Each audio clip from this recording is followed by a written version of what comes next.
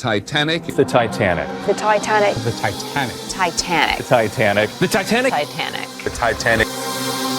Congratulations! You can now forget everything you've seen in the movies or everything you've read in books and newspapers and heard from people. Now we have the most detailed and reliable study of the famous sunken ship. A large-scale Titanic 3D scan allows us to see in fine detail everything that happened during the disaster. And rest assured, there was a lot going on there that you've never heard of. Are you ready for Titanic new discoveries? Let's go! There's a fat chance, or a thin chance, take your pick, that there are no people here who haven't heard of what happened. But just in case, here's the quick backstory. On April 10, 1912, the giant cruise ship Titanic sailed from Southampton, England to New York City. 4 days later, the ship collided with an iceberg and sank in the freezing waters of the North Atlantic. It was one of the most tragic and biggest disasters in the history of sea voyages. Since then, the wreck of the giant ship has been lying under a layer of icy water. For decades, people wanted to get this ship from the bottom many times, but they never fully tried. Passenger stories, documentaries, and books have given us a complete picture of what happened.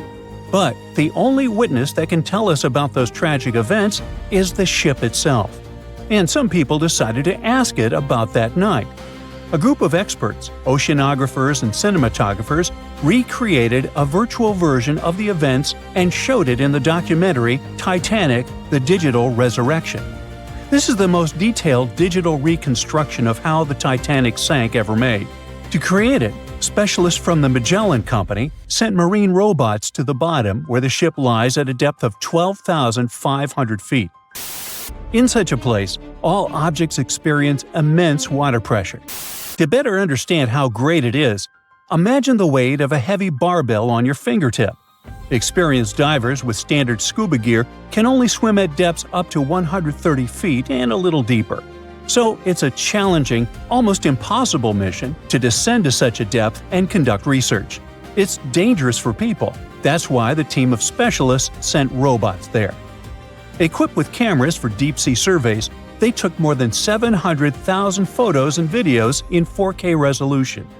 They were collecting data for 3 weeks, exploring every part of the ship. Eventually, they had about 16 terabytes of data. Now, 1 terabyte is 1,000 gigabytes. Is that a lot? The largest game on PC, Microsoft Flight Simulator, weighs about a half a terabyte, and it has maps of the entire planet to create a realistic flight simulator. Still, this huge program weighs 32 times less than that Titanic scan. Imagine how detailed the model of the ship and the simulation of the disaster turned out to be. Moreover, the team combined all this information with the drawings of the ship. They calculated the speed of Titanic that night, its direction, its position, and the angle of impact with the iceberg. All of this was uploaded to supercomputers to create precise crash simulations. After that, specialists studied eyewitness reports, got consultations from historians and maritime experts, and then presented a detailed staging of the tragic night. Some things turned out to be different from what you know about them. For example, the iceberg didn't make a huge hole in the side of the ship. A Titanic wreckage scan shows that a piece of ice had struck a glancing blow and created several holes in the hull. Each of them was the size of an A4 sheet of paper. How could such minor damage destroy a giant ship? The problem was that those A4-sized punctures covered the entire length of the case. The Titanic's creators claimed that it was the most unsinkable ship in the world. However, its unsinkability lay in the fact that it could stay afloat even if 4 of its watertight compartments got flooded. But the collision with the iceberg led to the flooding of 6 of them. The iceberg had a mere 6.3 seconds of contact with the ship and still managed to sink it. The Titanic wreckage scan also showed a portal with a broken window. The iceberg probably crashed in there. This finding confirms the words of eyewitnesses that pieces of ice got into the cabins. Just imagine how frightening that was. You're sleeping peacefully in your bed, then you hear a loud crash, and a piece of iceberg falls into your cabin. And after that, absolute chaos begins. The researchers found out exactly how the ship had split in half. In the famous movie, We all saw how the back of the ship had risen above the water and then broken off. The ship indeed broke, but not as gently as we saw on the screen. Yeah, the scale of the disaster was terrible, but the reality was even worse. The ship wasn't just broken, it was torn in two. Wooden and metal parts of the ship, pipes, chunks of the hull, walls, everything was torn and bent. The first-class cabins were torn in two. Imagine the screeching of metal that sounded on that cold night. Researchers compared other Titanic facts versus the movie. One of them was a story about First Officer William Murdoch. In the movie, his character attacked passengers who were trying to board the boat. But in reality, everything happened differently. Titanic survivor Charles Lightoller said William Murdoch had drowned when he was trying to lower a lifeboat into the water. He didn't attack anybody, but still faced a tragic fate. There are no exact details, but high-resolution scans have confirmed this version. But one of the most impressive and heroic tales that happened on the Titanic occurred in the boiler room. With the help of robots, experts discovered that one of the boat's steam valves had been left open. This finding only confirms eyewitness stories that the engineers stayed in the boiler room for more than 2 hours after the collision with the icebergs. This group of brave people maintained a power supply until the very end. Why did they do it? Proper lighting on the Titanic helped people safely lower the boats onto the water. Electric power also made the Titanic visible to distant ships. Moreover, passengers reported that the Titanic's lights were on even when it was submerged underwater. The brave feat of the engineers helped save hundreds of passengers' lives. Who knows, perhaps further research of the ship will tell us more about other heroic actions of the passengers and crew members. Actions that will be worth making a movie about. In addition to studying the ship, the researchers also scanned the seabed around the wreckage, where not only parts of the Titanic, but also personal belongings of passengers, including gold coins, pocket watches, combs, shoes, and so on, were scattered. By the way, many of those items have been raised from the bottom and sold at various auctions. You can also see some artifacts from the ship in specialized museums. One of those is called Titanic Belfast and is located in Northern Ireland. It is open to the public. A digital replica of the ship not only shows us how the Titanic sank, but also literally saves the ship. The condition of the wreckage is getting worse every day. Gigantic pressure, cold temperature, water, and marine life, all of this is slowly destroying the vessel.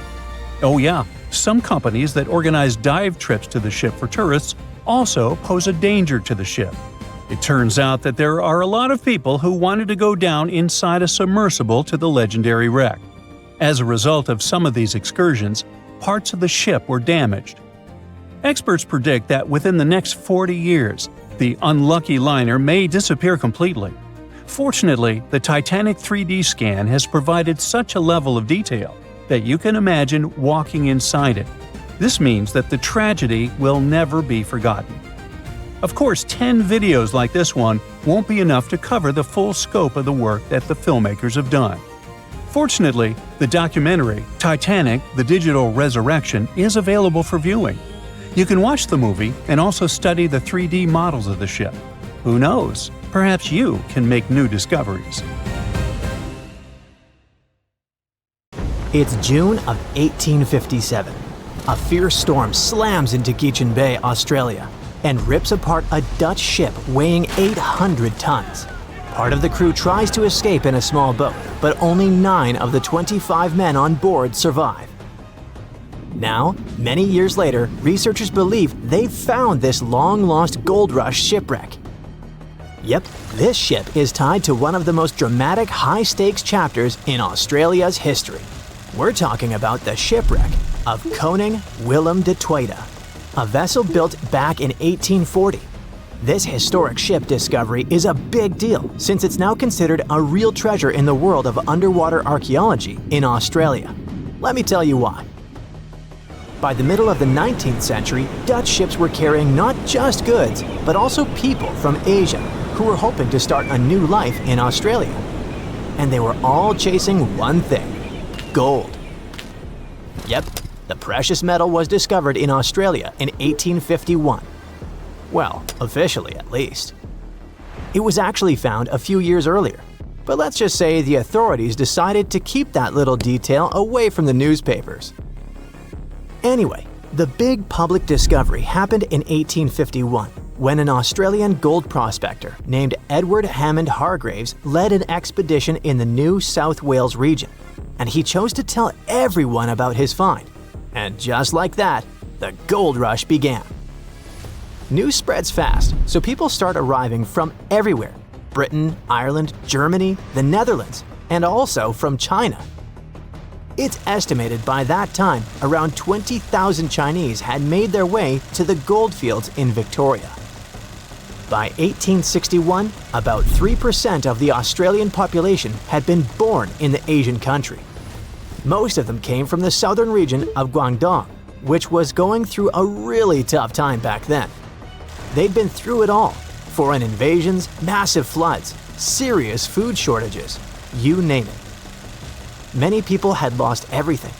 Their money was gone, their homes destroyed. They couldn't even afford a bite to eat. There was no clear way out of the poverty they were stuck in. But then, word started to spread. There was a goldfield somewhere in a distant British territory. They heard stories from people all over the world going there, that it was peaceful, full of opportunity, and that the land itself had everything you could need. It sounded like a dream. Before long, they began calling it Xinjin Shan, or New Gold Mountain. So, many scraped together what little they had left to reach Australia and start over. It was a shot at a better life, a chance to lift entire families out of poverty. But getting there wasn't cheap or easy. They had to travel in huge ships, and the average trip from Guangdong province took about 3 months to reach Sydney or Melbourne. At some point, Australian authorities decided to impose a tax on Chinese arrivals. Every passenger who disembarked at Victorian ports had to pay a 10-pound poll tax. So what do you think happened? The routes changed, of course. Instead of docking directly in Victoria, ships began stopping in Robe, a town in the southeastern part of South Australia. From there, people would walk about 250 miles all the way to the goldfields, just to avoid paying the tax. And this area is exactly where the Koning Willem de Tweede was discovered. Yep, our Dutch ship was found off the Robe coast, and it was one of many vessels that carried Chinese passengers to Australia. Now you can see why it's historically important, right? On the 16th of June, 1857, it brought around 400 people safely to shore so they could start their lives over. The ship itself didn't get a happy ending though. After dropping them off, it was supposed to continue its journey, but then a storm rolled in. So the ship had to drop anchor and wait it out in Geechin Bay. The weather kept getting worse. The anchor began to drag, and by the 13th of June, it was completely lost. The captain, called Hendrik Geisen, had to act fast.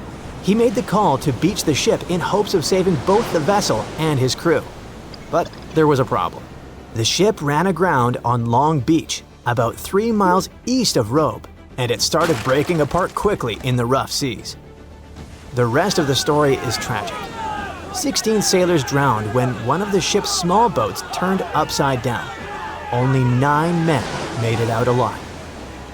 Captain Geisen stayed aboard the wreck. He eventually reached the shore by clinging to a cask. Thankfully, people who were on the beach managed to pull him out of the sea using a rope.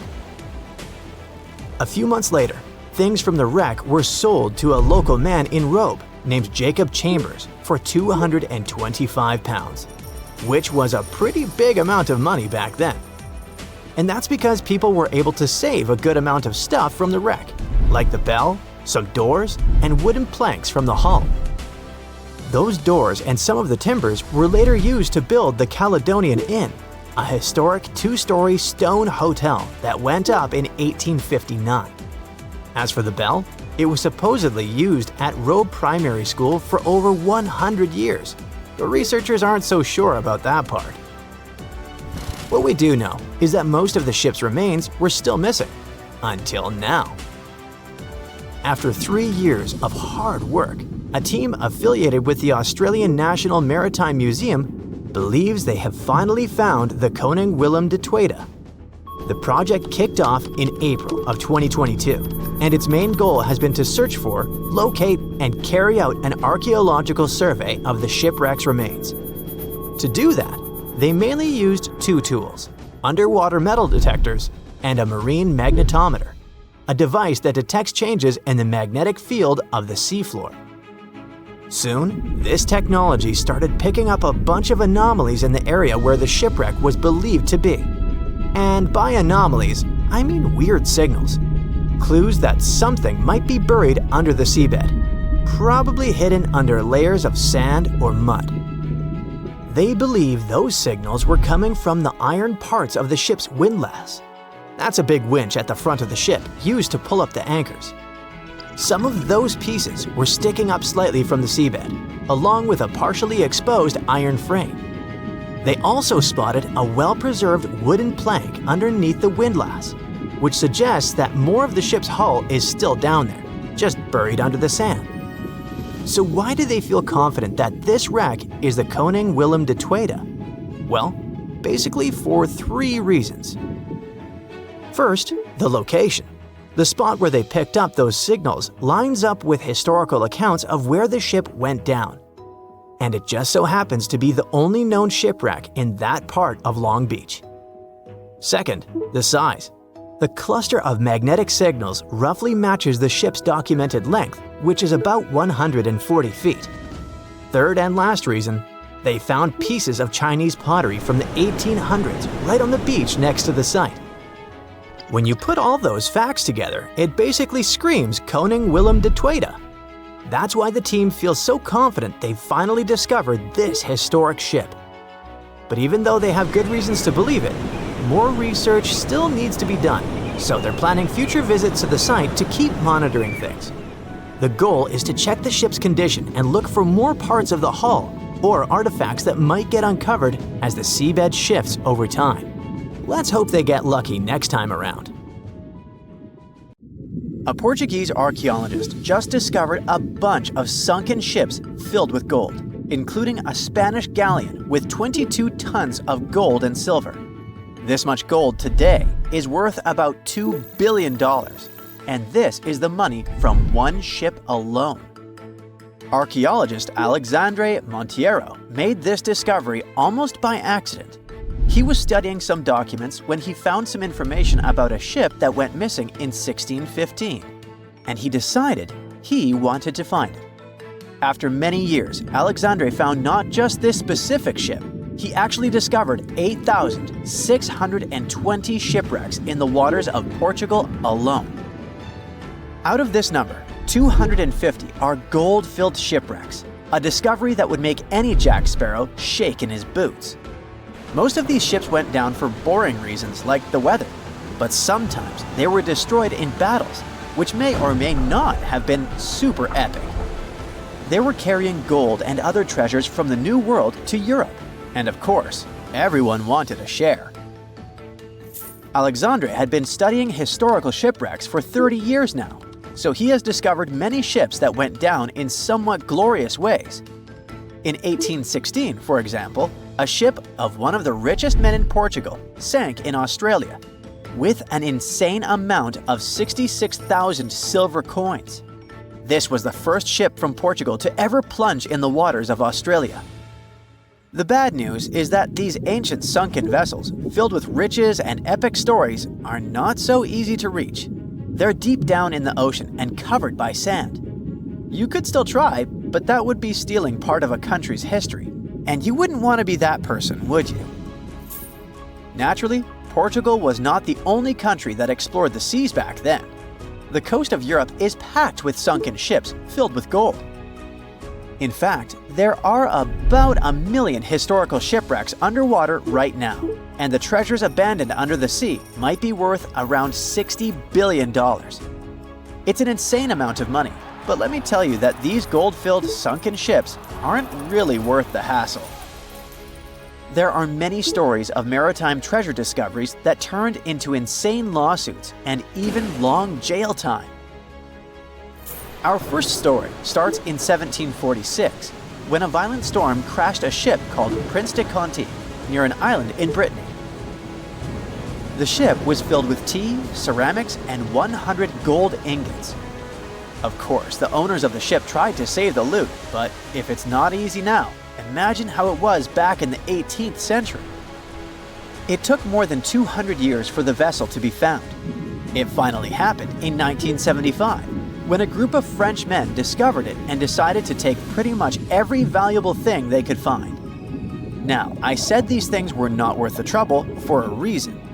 In France, if you find anything that can be historical, you must declare it to the local authorities within 48 hours. Fail to comply, and you will be committing something known as a crime. To be fair, our French friends here did declare their findings, but only the corroded cannons from the ship. And the gold? Well, they sold it. Obviously, because each gold bar is worth between $125,000 to $231,000. It took French authorities almost 50 years to retrieve the stolen gold, and they didn't retrieve all of it. Part of it was bought by an elderly couple living in Florida, and the crime is so serious they were charged for connection with money laundering, organized crime, and the trafficking of cultural goods. The poachers also sold some gold ingots to the British Museum collection. Now, let's go back to the 1850s, when a steamer called SS Central America traveled from Panama to California and back again. This was during the Californian gold rush, a time when 300,000 people moved to California to dig for gold. Because the travel route was not easy breezy, people needed to carry their gold around on big ships. This is where our friend SS Central America comes in. In 1857, the ship had 578 people on board and about 10 tons of gold. Very few survived, and around $100 to $150 million in gold went down with the ship. All of this explains why in 1988, a group of investors from Columbus decided to finance a research project to find this ship. The research was led by a guy named Tommy Thompson. Tommy was really crazy about the idea of finding this sunken ship filled with gold. It took him years to find the exact location of the SS Central America, especially because the ship was 7,500 feet beneath the surface of the Atlantic Ocean, and retrieving it required a lot of fancy tech. A group of 161 investors paid for his adventure, but it goes without saying that they were not doing this out of love from their hearts. They invested $12.5 million in this project because they were expecting to earn at least 10 times more. But since life is not all sunshine and rainbows, 39 insurance companies sued the research team as soon as they retrieved the gold. Back when the ship was up and running, these companies insured the cargo of the SS Central America, and when the cargo was finally retrieved, more than 100 years later, they wanted to be compensated. They said it was not their job to retrieve it, but that doesn't mean they abandoned it. This crazy talk didn't stick, and 92% of the gold was given to the research team. The plot thickened when the investors were scammed by none other than Tommy Thompson, who fled with $4.16 million. He also had 500 gold coins, but he's not telling a soul where they are. Nonsense like this is the reason why most countries have rules to protect cultural properties. And yes, sometimes shipwrecks can be a cultural property. Obviously, there are many maritime treasure discoveries that happen without breaking any laws. The SS City of Cairo, for example, was a steamship that submerged in 1929 with 2,000 boxes of silver coins weighing 122 tons. A company called Deep Ocean Search retrieved the coins from a depth of 17,000 feet, which is 4,500 feet lower than the Titanic.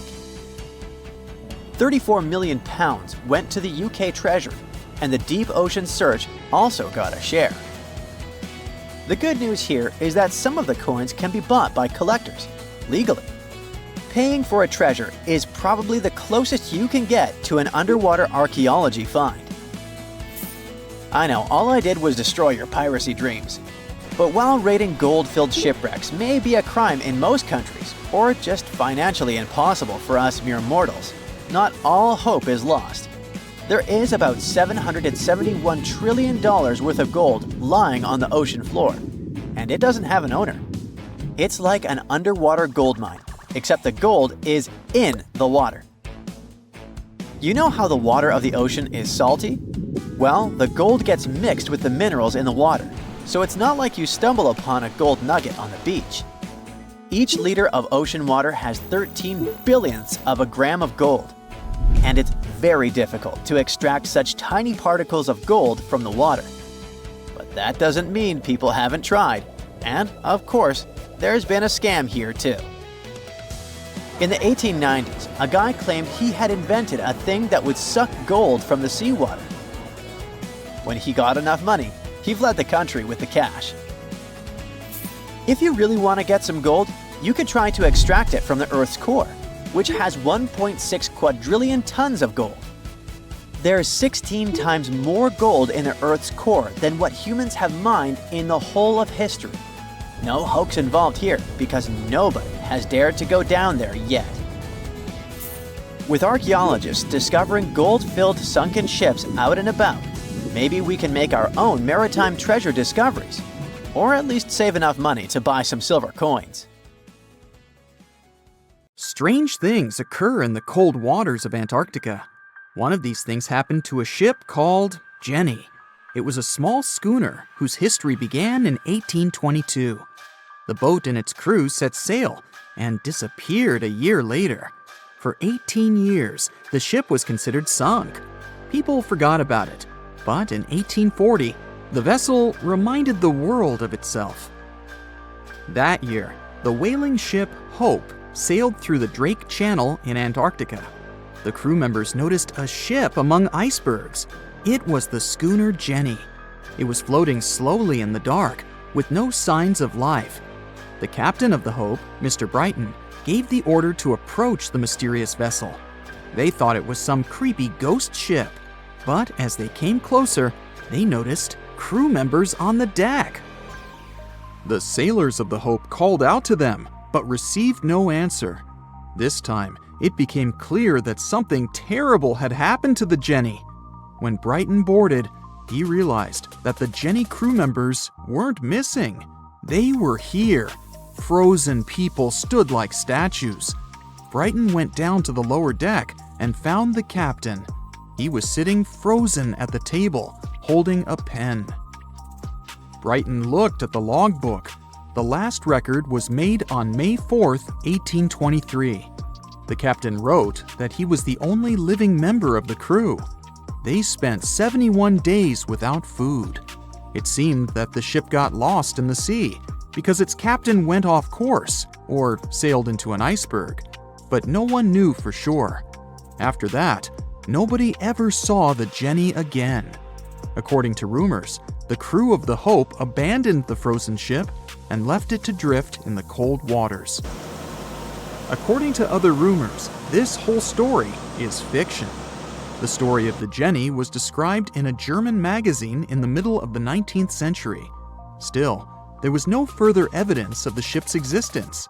Already in our time, Cambridge University decided to explore the case of the Jenny. The researchers discovered that one of the crew members of the Hope, who didn't disclose his name, told someone the legend of the frozen ship. Someone shared the story with another guy, and it was published in a German magazine called Globus. And that's all. There was no other evidence.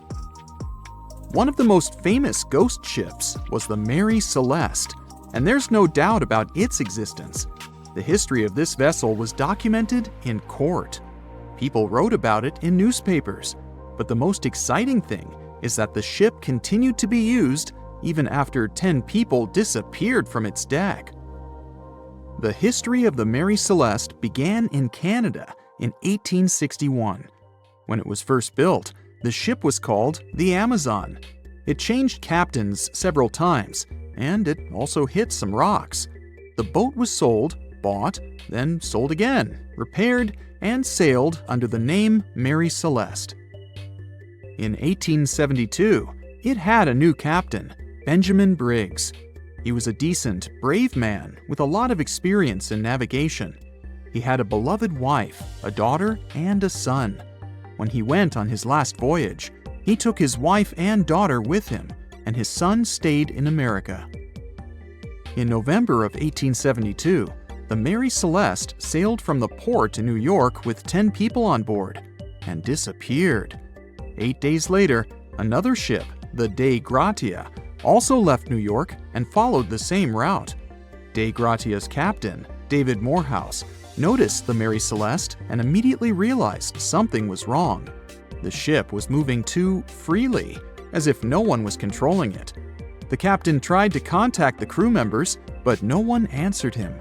Then, together with other sailors, he climbed aboard the Mary Celeste. The ship was in good condition. There was no damage. The hold was slightly filled with water, but it could be easily pumped out. Everything seemed fine, but one lifeboat was missing. The crew members' valuables were in their cabins. The cargo was in the hold. The supplies of water and food were untouched. Judging by the records in the logbook, the ship was caught in a storm, but it was not too strong. Other ships also sailed through this storm, but nothing bad happened to them. The last record was dated November 25th, and it claimed that everything was fine. The sails of the Mary Celeste were slightly damaged, but perhaps it happened after the crew had disappeared. The whole ship was in excellent condition, but what made the people leave it? Part of the crew of the Dei Gratia stayed on board the Mary Celeste to bring it to dry land. Everything went well. They delivered the ship to the closest port. Next, the captain of the Dei Gratia appeared before the court and told about what had happened. However, the prosecutor and the judge didn't want to believe in the story of the Mary Celeste. They were sure the captain got rid of the ship's crew to get money for its cargo. According to the maritime laws of that time, if you found a ghost ship with valuable cargo, then a substantial part of this cargo belonged to you. So, many people thought that David Morehouse decided to earn some money. This version seemed to be more valid than the one about the mysterious disappearance of 10 people. Fortunately, no one accused the captain of committing a crime. They thanked him for his service and gave him a monetary reward. However, his reputation was damaged, which greatly affected his career, as many believed he attacked the crew of the Mary Celeste. But even after this terrible case, trial, and investigation, the story was not over. The Mary Celeste was still an expensive and efficient vessel. It sailed several times, but then one captain crashed it into the reefs to get insurance. The court revealed this deception and accused the captain of intentional property damage. The story of the Mary Celeste became famous all over the world. People began to build their theories, realistic and not. Someone believed the ship had sailed through the Bermuda Triangle, but this version was quickly refuted, as the route of the Mary Celeste passed thousands of miles away from the Bermuda region. Did the Kraken or another giant monster attack the ship? Nope. Since the boat was found in almost perfect condition, there were no signs of a struggle. One of the most popular versions was that the crew of the Mary Celeste stole some valuable cargo and sailed to Spain on the rescue boat. However, those who knew Captain Benjamin Briggs said he was a good, honest man. Besides, he had a son in New York, and Briggs would never leave him. A more thorough investigation revealed that a series of accidental circumstances could have caused the disappearance of the ship's crew. Before its last voyage, the vessel delivered coal. Perhaps the pump intended for pumping water got clogged with coal after that. And when the ship got into a storm, the hold filled with water and the pump broke. The captain couldn't understand the amount of water because numerous barrels in the cargo hold blocked the view. Benjamin Briggs assumed it was dangerous to stay on the ship during a storm, so he evacuated with the passengers on a lifeboat. Perhaps they were close to land and decided to sail there, but the storm intensified and overturned the boat. Also, one record in the log journal said that the chronometer was faulty. It was a device that helped to determine your location at sea using longitude. Briggs got lost and didn't know which way to sail. The storm was strong, and he couldn't determine whether the ship would sink. Perhaps Briggs decided to leave the ship in a rescue boat when he saw the coast of the Azores. The uniqueness of this ghost ship case is that, unlike many others, you can investigate it yourself. There's a lot of information about the Mary Celeste on the internet. There are documentaries and research articles. Perhaps you'll be able to notice something that others haven't seen and solve the mystery of the disappearance of 10 people. 360 years ago, a massive British ship, the London, blew up in the Thames estuary. The tragedy took over 300 lives, including the sailors and their loved ones. No one knows exactly what led to all this, but scientists are finally getting close to the truth. Divers accidentally found an exceptionally well-preserved bronze cannon from the ship. This cannon, that was buried in silt and clay for centuries, could have all the answers. The London was a service ship built for the Navy of the Commonwealth of England.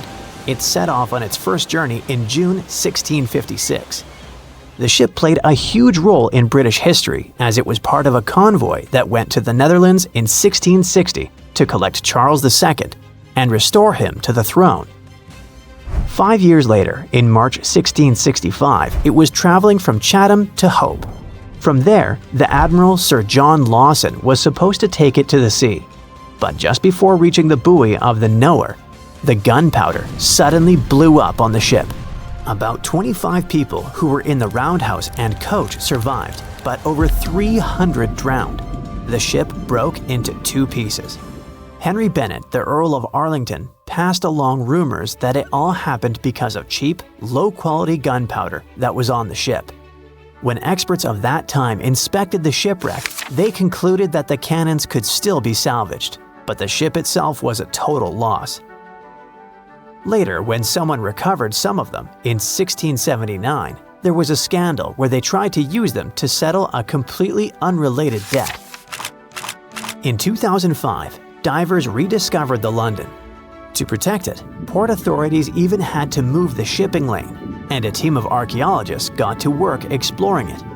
That wreck is a big deal because it gives us real insights into English naval history. Visibility in the Thames estuary can be terrible.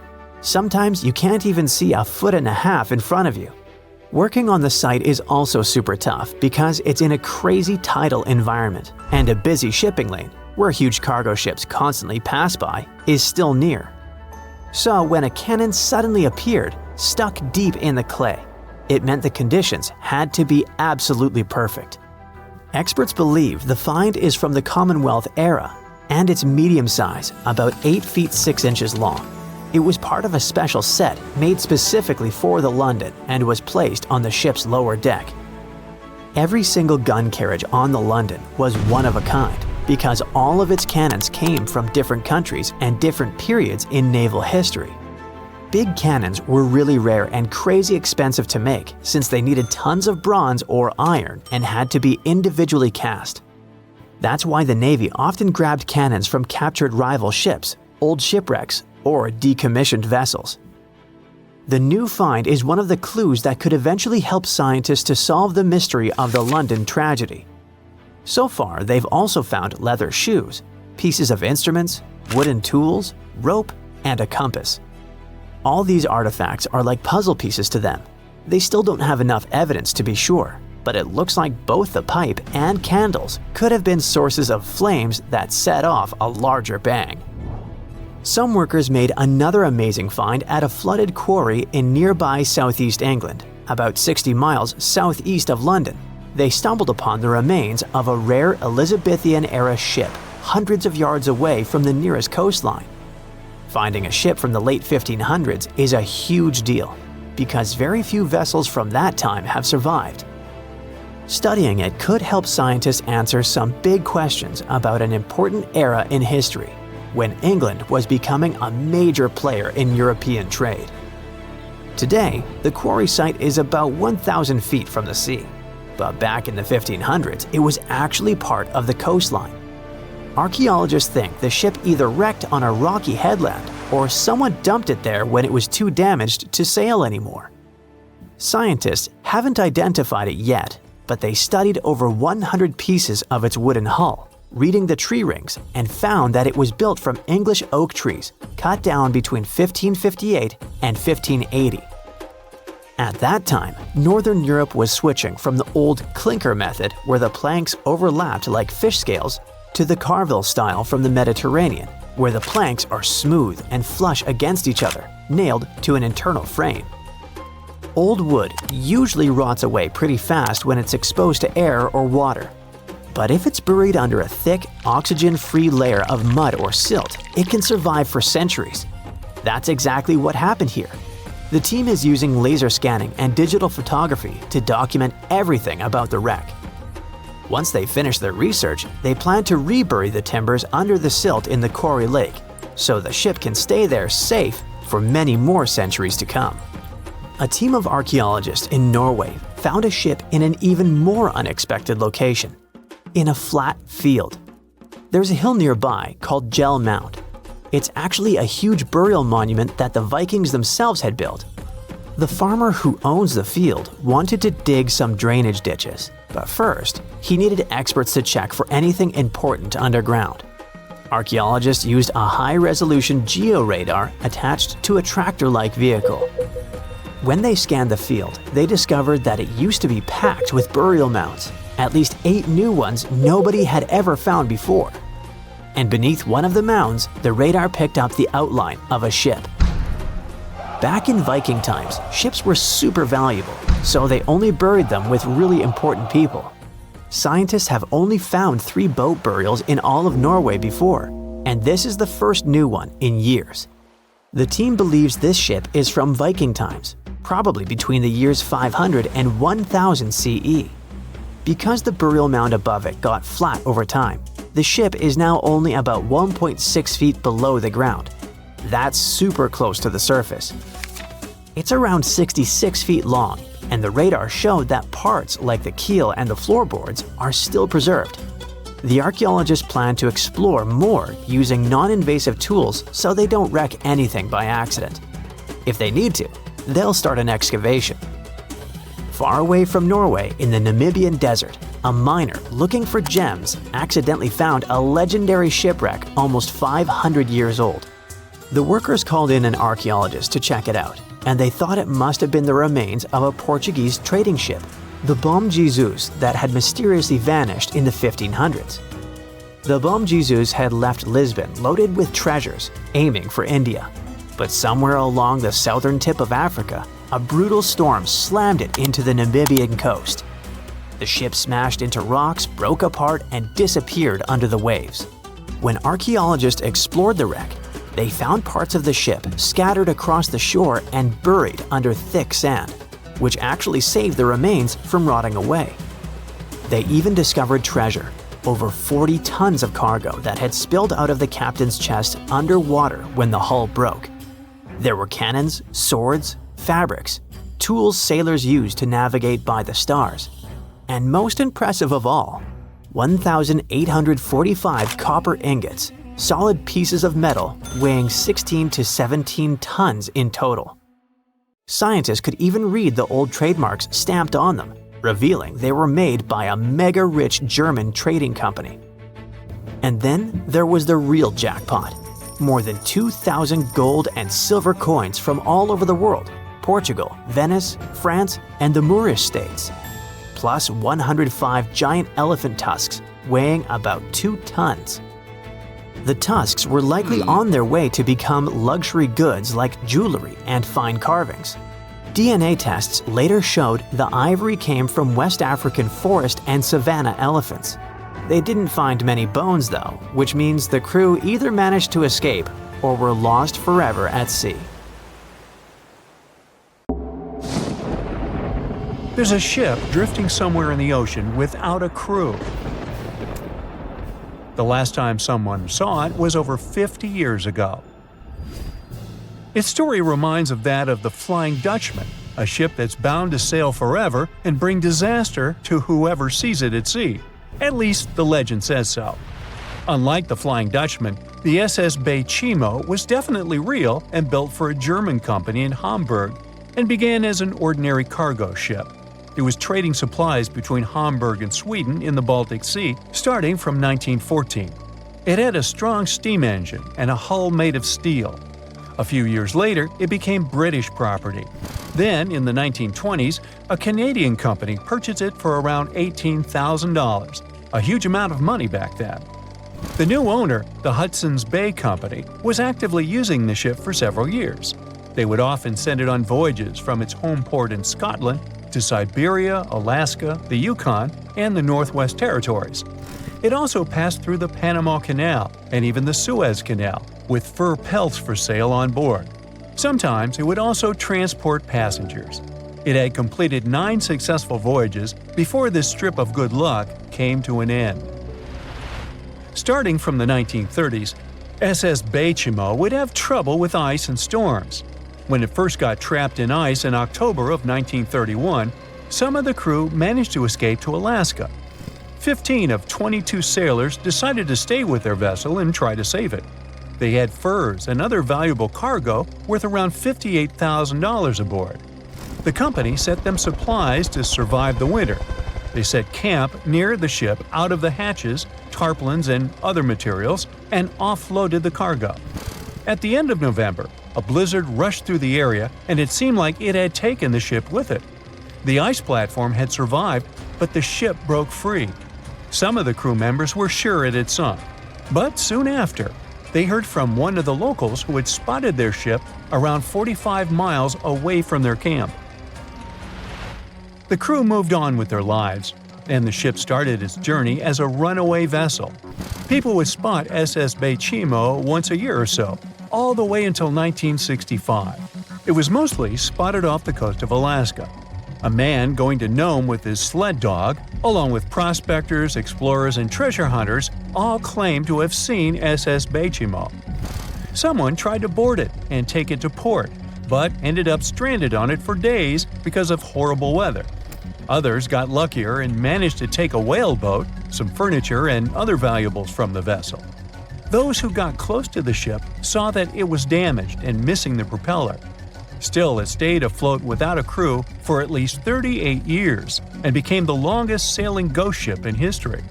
In 2006, the Alaskan authorities started a project to solve the mystery of this ghost ship of the Arctic and finally find SS Bay Chimo, either still above or below the water. So far, the project has not been a success. SS Bay Chimo remains one of the estimated 4,000 ships that have disappeared off Alaskan shores. If the legend of the 17th century isn't lying, this ghost ship could be sailing somewhere along the Flying Dutchman. It belonged to the Dutch East India Company. Its captain managed to do the impossible for that time and sailed from Holland to Indonesia in only 3 months. They said he was flying over the sea, and some evil tongues explained that he had made a deal with evil forces to achieve that.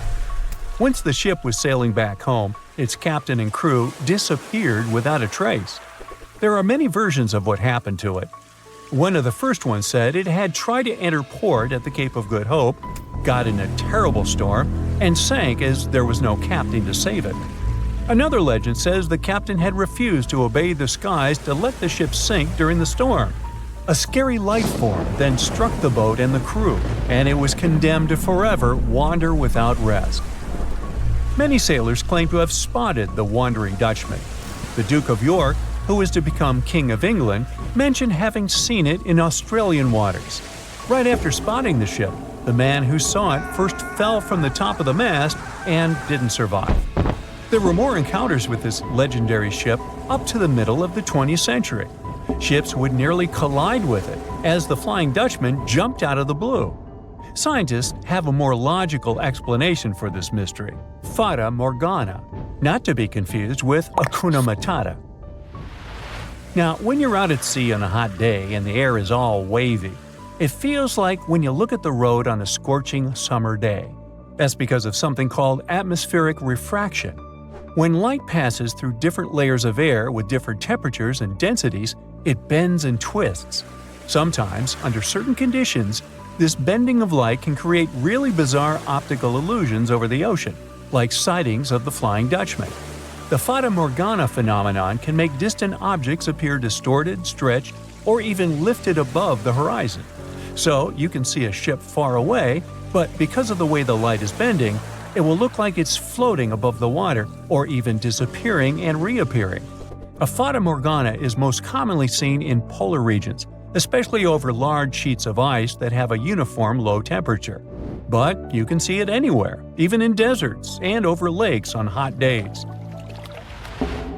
The first stories about ghost ships go all the way back to ancient Greek and Roman mythology. One of the most famous ghost ships in history is the Mary Celeste. This brigantine was traveling from New York City to Genoa and was fully stocked with provisions, but missing a crew when it was discovered in the Atlantic Ocean in 1872. The crew's personal belongings were also there, completely undisturbed. The final entry in her log was made 10 days earlier. We still don't know what happened to its crew, and the ship has inspired many spooky stories and legends. The Lady Lovibond was another legendary schooner that is believed to have been wrecked off the coast of Kent in the middle of the 18th century. The story tells that the ship's captain, Simon Reed, had just got married and took his bride on board for a celebratory cruise, despite the superstition that it could bring bad luck.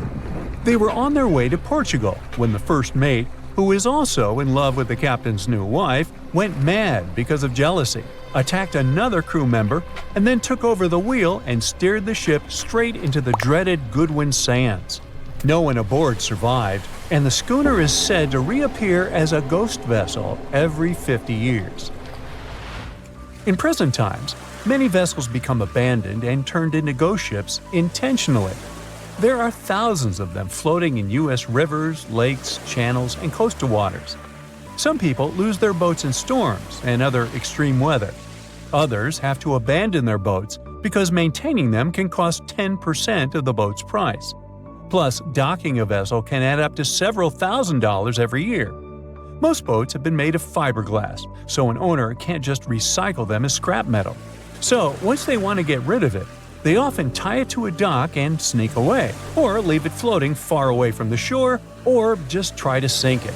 When ghost ships sink in shallow waters, they can cause damage to coral reefs, mangroves, marshlands, oyster habitats, and wetlands. Plus, they can collide with unsuspecting regular ships and cause real trouble. So, don't do that. Enough said. No matter what happens, don't stop! We almost got it! Two treasure seekers are digging frozen ground in a cornfield at night. It's raining hard, lightning is flashing, but these two guys keep working. And now the shovel hits something solid. No way! A treasure chest! They start digging faster and find a piece of a ship's engine. What the?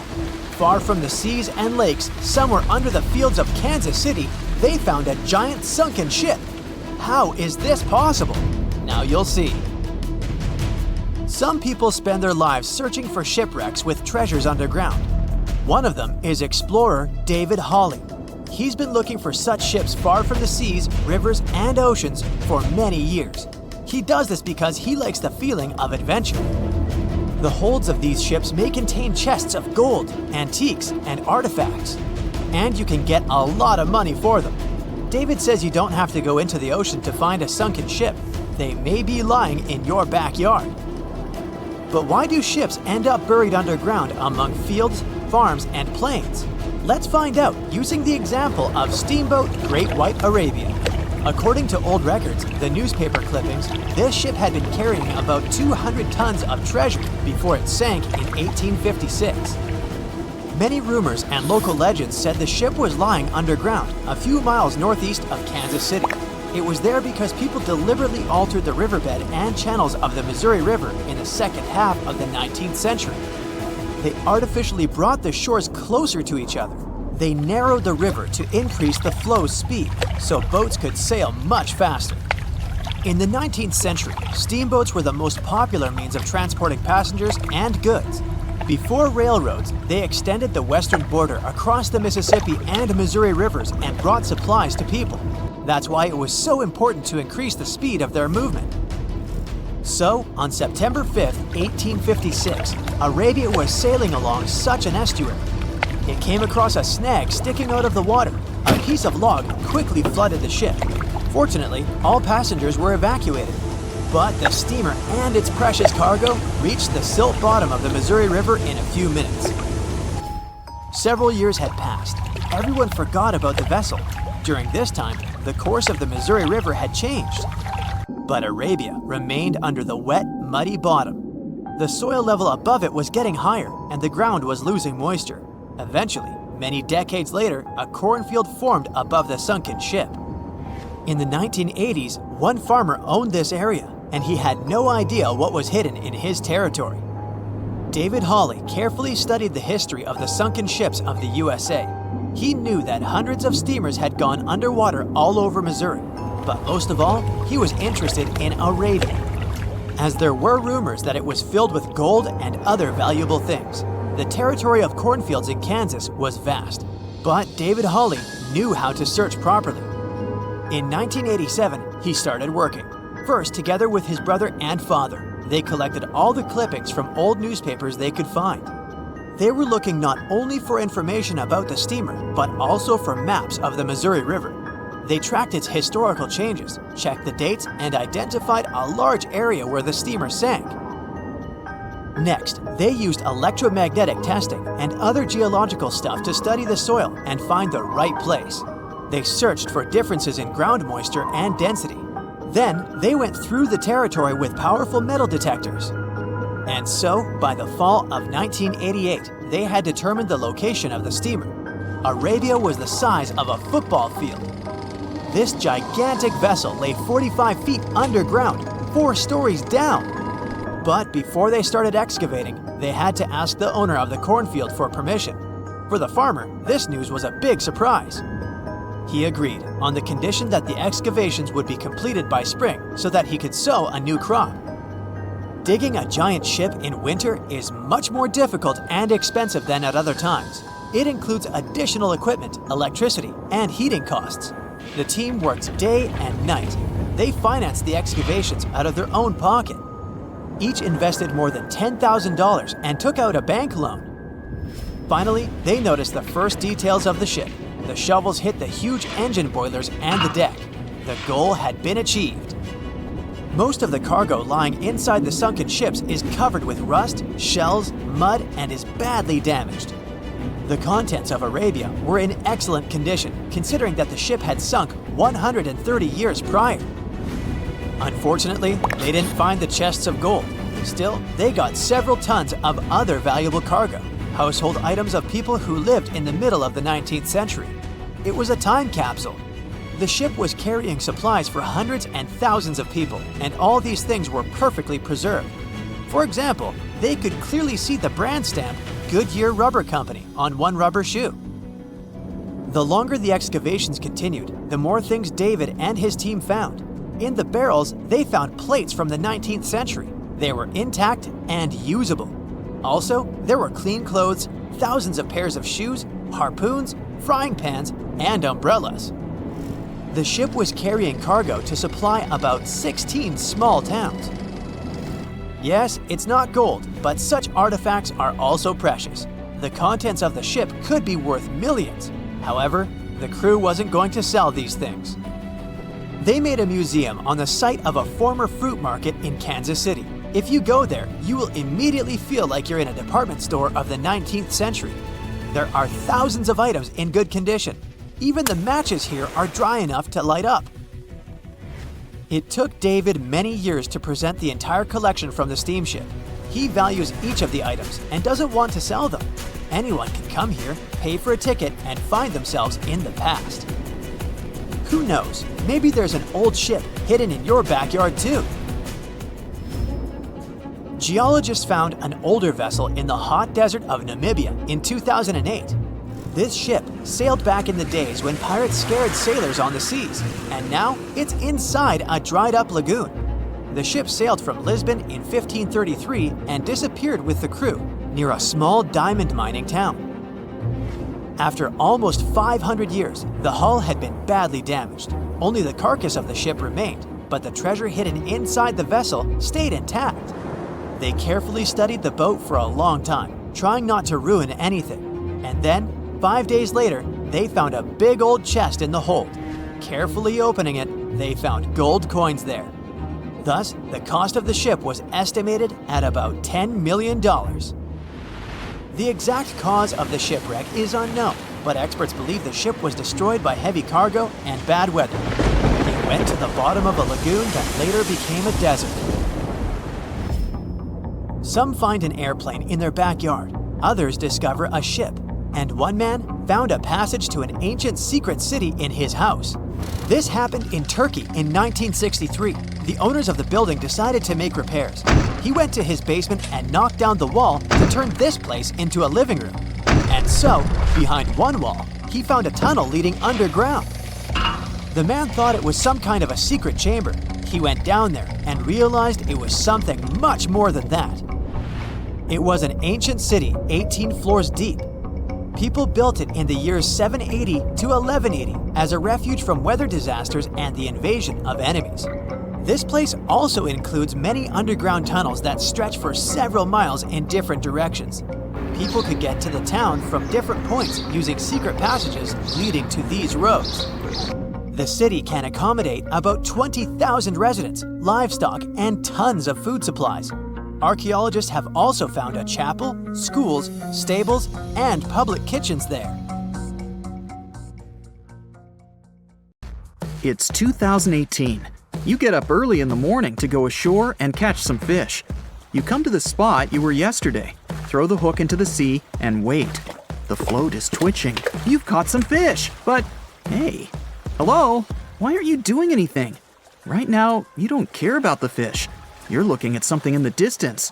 You open your mouth in surprise since you see a huge ship stuck on a shoal. It wasn't here yesterday, so it got here at night. Okay, it'll probably sail away sooner or later. You fish for a few more hours. During this time, you observe the ship and notice no movement there. Is it empty? Boats and the Coastal Service are sailing from the shore to the vessel. You decide to check it out too. You get in your old boat and go there. The mist descends to the water, making the ship look creepy. The colossal vessel is rusty and empty. But where is the whole crew? And how did it get there? The Coast Guard comes on board. They search the hold, the cabins, and the upper deck. There's someone's stuff, some remnants of food supplies, notebooks, and clothes. Everything suggests the crew has disappeared for some reason. Fishers who noticed the vessel first didn't see anyone coming down from the board. No radio signals were sent to the port, and no one reported about the ship. It appeared here from nowhere. The only chance to get any information is to look at the number and name of the vessel. This is Sam Ratulangi, PB 1600. The Coast Guard checks the information, studies the data of all the country's ships, and no way. One company built the boat in 2001 in Indonesia. People used it to transport heavy loads across the seas around Asia. The ship had been properly operating for 8 years. People were delivering industrial goods to different points in the region, but something went wrong. In 2009, Sam Ratulangi was sailing near the coast of Taiwan, and that's it. There were no further records about it. There were no reports in any port. Everyone thought it must have drowned, so no one had been looking for it for years. And then, 9 years later, it appears here, big and rusty, off the coast of Myanmar, without sailors, without fuel. An investigation starts. City services are trying to find out the names of all the sailors working on the ship and find clues that would lead to solving this mystery. They also hope the ship owner will appear soon. They find 2 tow ropes on board. This means that some other ship towed Sam Ratulangi to this place. Then they identify and find 13 crew members. These people say they wanted to reach the factory in Bangladesh to repair Sam Ratulangi. Another vessel helped tow the ship, but then 2 cables tore off, and a storm began. No one wanted to stay on board during such weather, so the crew members left it.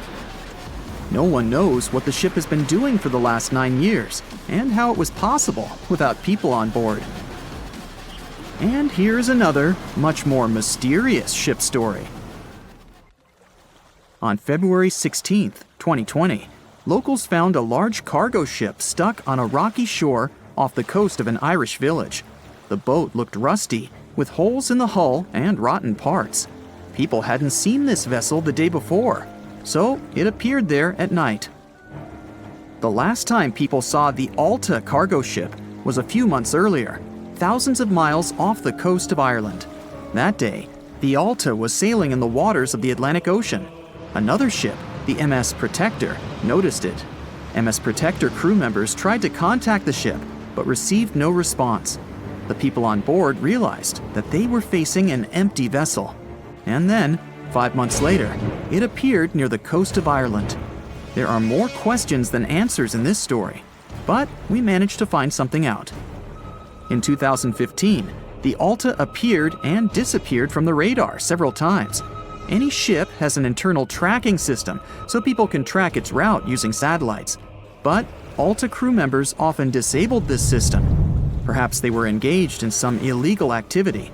Anyway, in 2017, the ship often sailed between the ports of Greek islands. Then, the tracking signal disappeared and appeared only 10 months later, off the coast of North Africa. During this time, the ship changed several flags. In September 2018, the Alta was southeast of Bermuda and headed for Haiti. Then, the crew started facing problems. First, the main engine failed right in the middle of the Atlantic Ocean. The ship began to drift. Several days passed, but the crew members weren't able to repair it. They began to run out of food and water supplies. The situation got even worse when they found out that a hurricane was approaching the place. Fortunately, they managed to contact the U.S. Coast Guard. A helicopter flew to the Alta on October 2nd to bring them some supplies. There was enough food for several days. Then, a rescue boat sailed to the ship. It evacuated all the sailors and delivered them to Puerto Rico before the hurricane. The Alta had to drift alone in the ocean. After a while, another ship approached the Alta to tow it to the shores of Guyana. But at this moment, everything went wrong. Someone stole the boat, disabled the tracking system, and sailed away in an unknown direction. After almost a year, the MS Protector found the empty Alta in the waters of the Atlantic Ocean. And then, 9 months later, the ship without a crew sailed to the shores of Ireland. How did it manage to travel across the Atlantic and get to the coast of Ireland? It's still a mystery. Maybe it was just luck. No one else saw the ship all this time. It was just covering huge distances, surviving storms. Who's the captain? What happened to the thieves? Who owns the ship now? One day, someone called the village administration and introduced themselves as the vessel owner. But that unknown person didn't provide any evidence. They found several barrels of oil on the ship, which they took away by helicopter. The Alta was rusting. Corrosion of metal could damage the environment. The vessel had no commercial value, yet it would have taken millions to get rid of it.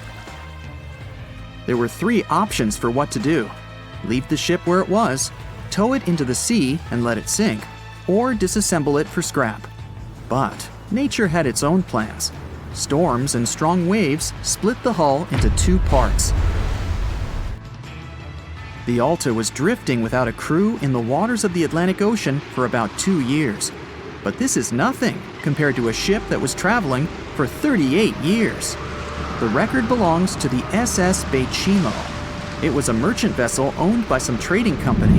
In 1931, the ship found itself on the ice off the coast of Alaska. Its movement slowed down. A thick layer of ice blocked the ship, and a strong storm only made the situation worse. The blizzard was so intense that the crew members couldn't see anything but a white veil in front of their eyes. Sailing any further was impossible. The team had to wait for the storm to end. They waited for a day, 2, 3 days. A week had passed, but the snowstorm was only getting stronger.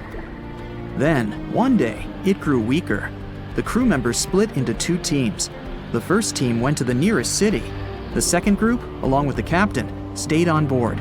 They set up camp next to the ship and waited for the blizzard, which had started again, to end. There was zero visibility. And finally, one day, the storm was over. Great! And now, wait a minute. But where is the ship? The SS Bechimo just disappeared during the blizzard. The captain was sure that the ship had sunk, so he left along with the crew. Then, a week later, they saw the vessel drifting near the area where they had lost it. The hull was damaged so severely that it was unsafe to sail on it. Repairing the ship would be pointless and expensive, so the captain decided to abandon it. He was sure that it would go underwater sooner or later, but it stayed afloat for the next few days, the next few months, and a few years. People had reported seeing it at various points along the coast of Alaska for 38 years. The last record of the SS Bechimo is dated 1969. Those who saw it claimed the ship was completely frozen, almost merged with the ice. Some people planned to start an expedition to find the ship, but all attempts were unsuccessful. The vessel is probably lying somewhere on the deep sea floor. They say nothing is ever lost, and it's true. Let's discover ships frozen in time. The first one is truly fascinating. Here, the Antikythera shipwreck. It's a Greek trading ship from the 1st century BCE. It's located on the east side of the Greek island of Antikythera and at the merging point of the Aegean and Mediterranean seas. Around 2,000 years later, in 1900, a group of Greek sponge divers discovered the wreck. They were going to Tunisia, yet they were forced to find shelter from a storm on a nearby island. Since they couldn't go anywhere due to the storm, they decided to look for sponges until the weather got calmer. One of the divers discovered the shipwreck at depths of around 130 feet. Imagine someone going for a sponge hunt, but getting out to the surface with archaeological treasures. The captain of the sponge boat talked to the Greek officials about what they had found. The officials sent 2 ships to the wreckage. The salvage operation was successful, and discoveries are now in Greece's National Archaeological Museum in Athens. The findings included 3 life-sized marble horses, jewelry, coins, and hundreds of works of art, including a 7-foot-tall Colossus statue of Hercules. Among these treasures, Antikythera Ephebe, a bronze statue of a young man, caught more attention. Because the ephebe doesn't comply with any familiar iconographic model, and there are no known copies of his type, he held a spherical object in his hand. Scholars have different theories of who that person could be, but they are not in a consensus yet. More than 70 years later, Jacques-Yves Cousteau and his team went to the area and recovered hundreds more artifacts and the remains of 4 people. Interestingly, they discovered a complex set of interlocking gears, capable of predicting the movement of the sun, moon, and several planets. The mechanism can also show the times of solar and lunar eclipses years into the future. Think of this Antikythera mechanism as an early computer calendar, to plan significant events like agricultural activities, religious rituals, and Olympic Games. These artifacts found in the Antikythera wreckage are some of the most important findings in modern archaeology. Just the Antikythera mechanism itself has changed our perception of the limits of ancient technology.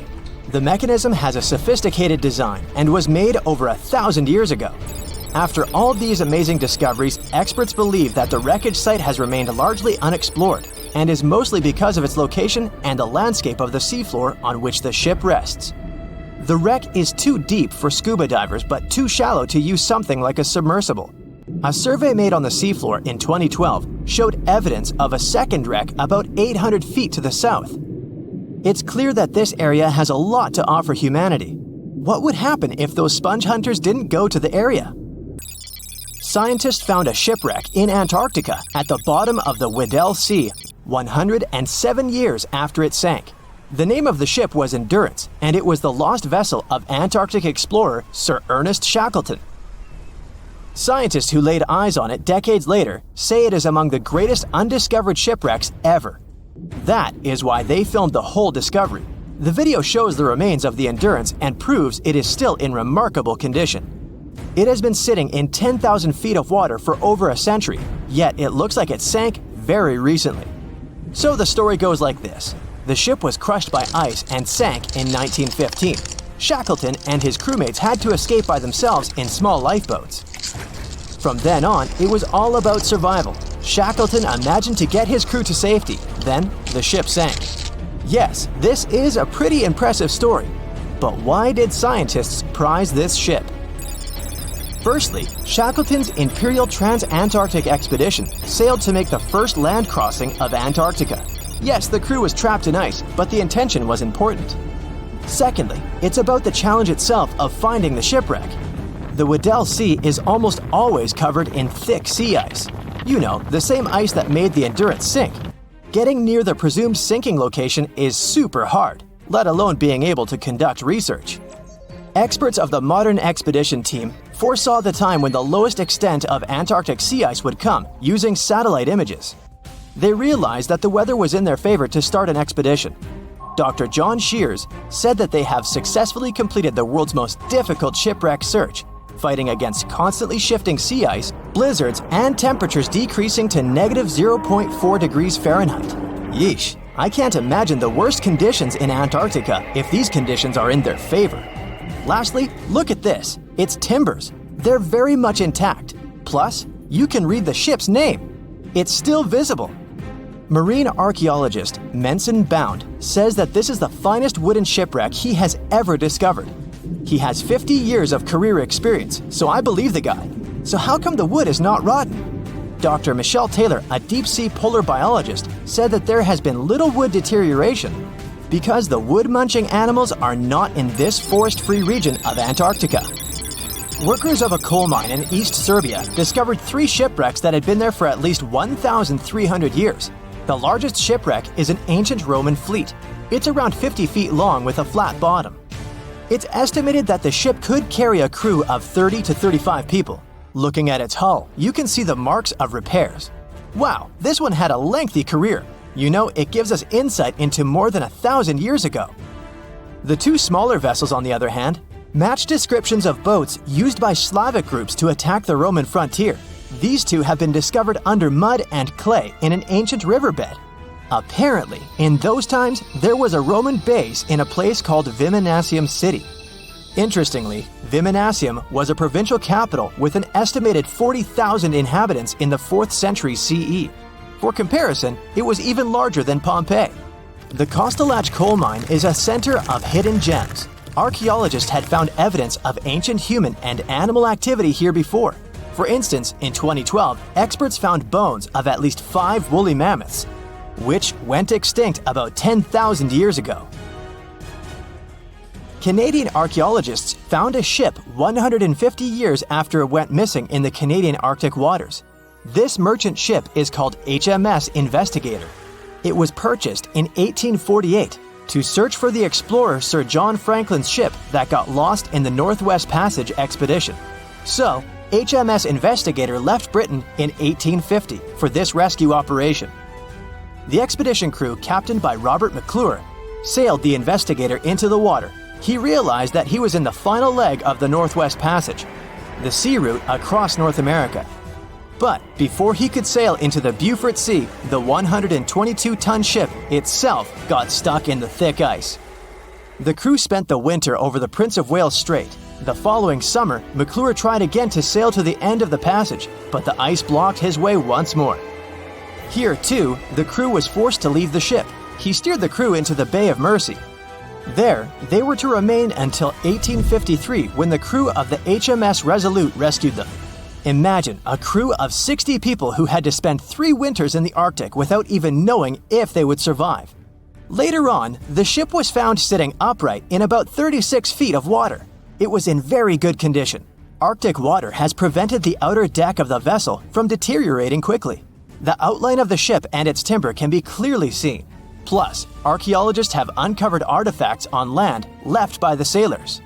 They had unloaded everything before abandoning the Investigator. 3 sailor graves and 1 British naval shipwreck had also been discovered in the area. I wonder what else they could find there.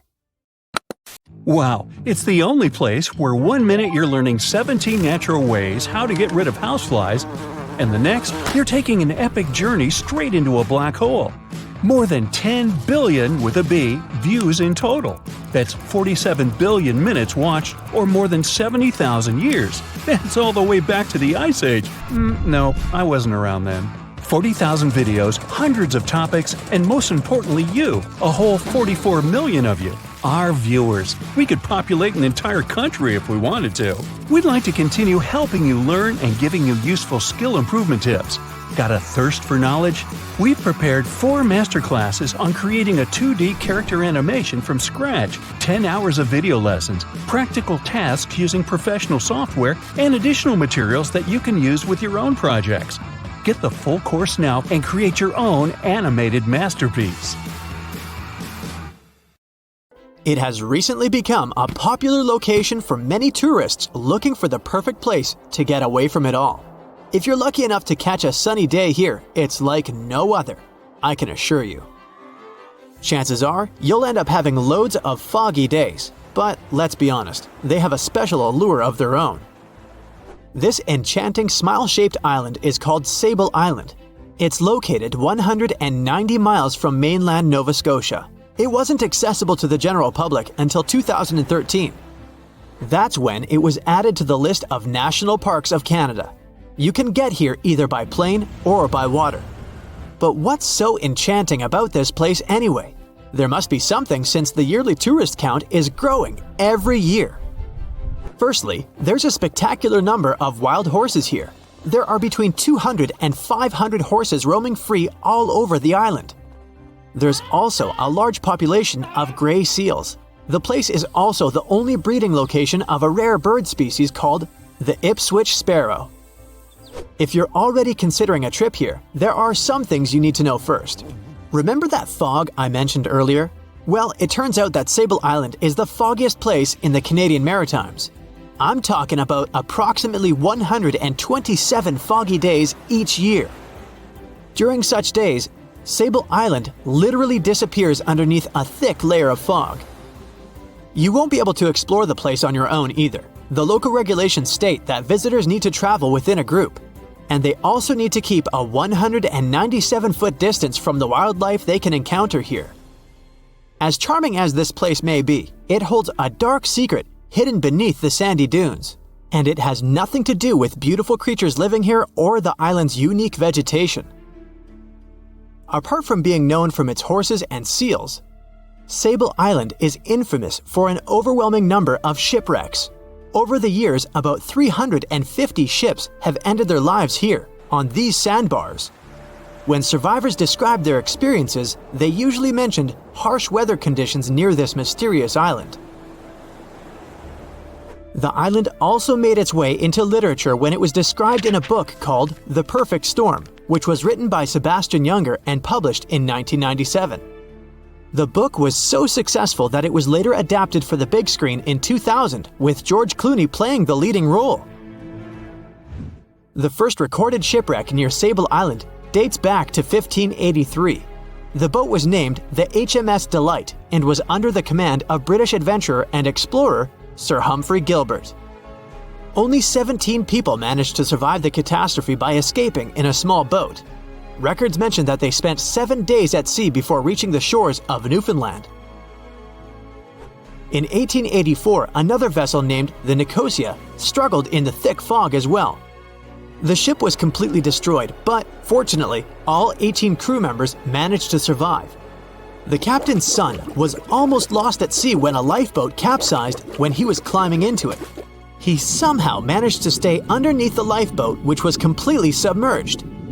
When this lifeboat righted, he eventually emerged from the water and was rescued for the second time.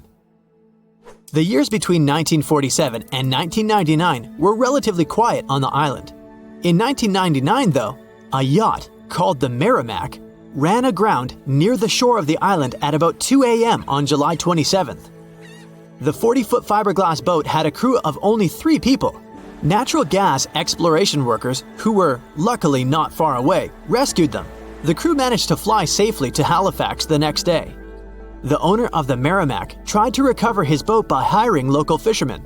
Unfortunately, this operation was unsuccessful, since only the fittings of the yacht were eventually saved.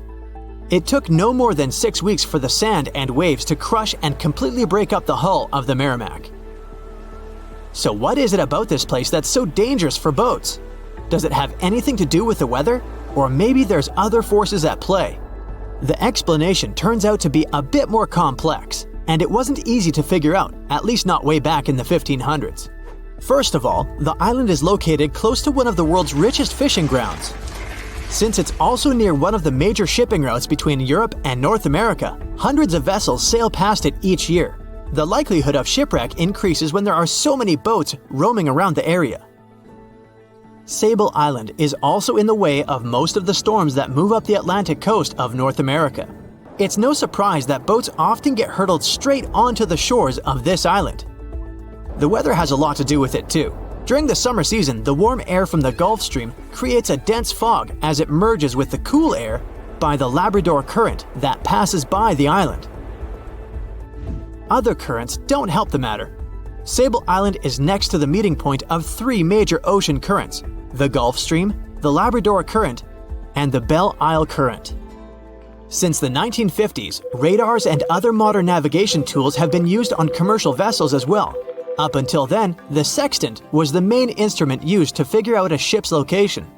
It doesn't mean that sextants weren't accurate, but this instrument couldn't work properly without a clear view of the sun or stars, which means it didn't help much in dense fog, such as the one surrounding Sable Island, or when it was cloudy. Often during bad weather, the captain of a ship navigated, relying on their experiences and intuition based on the ship's speed and direction. That's why most of the survivors in shipwrecks near Sable Island said that the captain had simply miscalculated the ship's position, crashing into Sable Island by accident. This dusty, sandy land is as unfriendly to ships as it is to trees. There's reportedly a single tree on the whole island, and it looks a lot more like a bush. It's actually a pine tree. And since the famous island horses don't see it as much of a food source, it somehow managed to survive. Reports say that the tree was planted back in the 1950s. Local authorities were trying to grow a forest on the island to make it a bit more welcoming. They've planted tens of thousands of trees over the years, more than 69,000 evergreens, 600 fruit trees, and about 55 pounds of pine seeds, along with other plants which could survive the conditions on the island.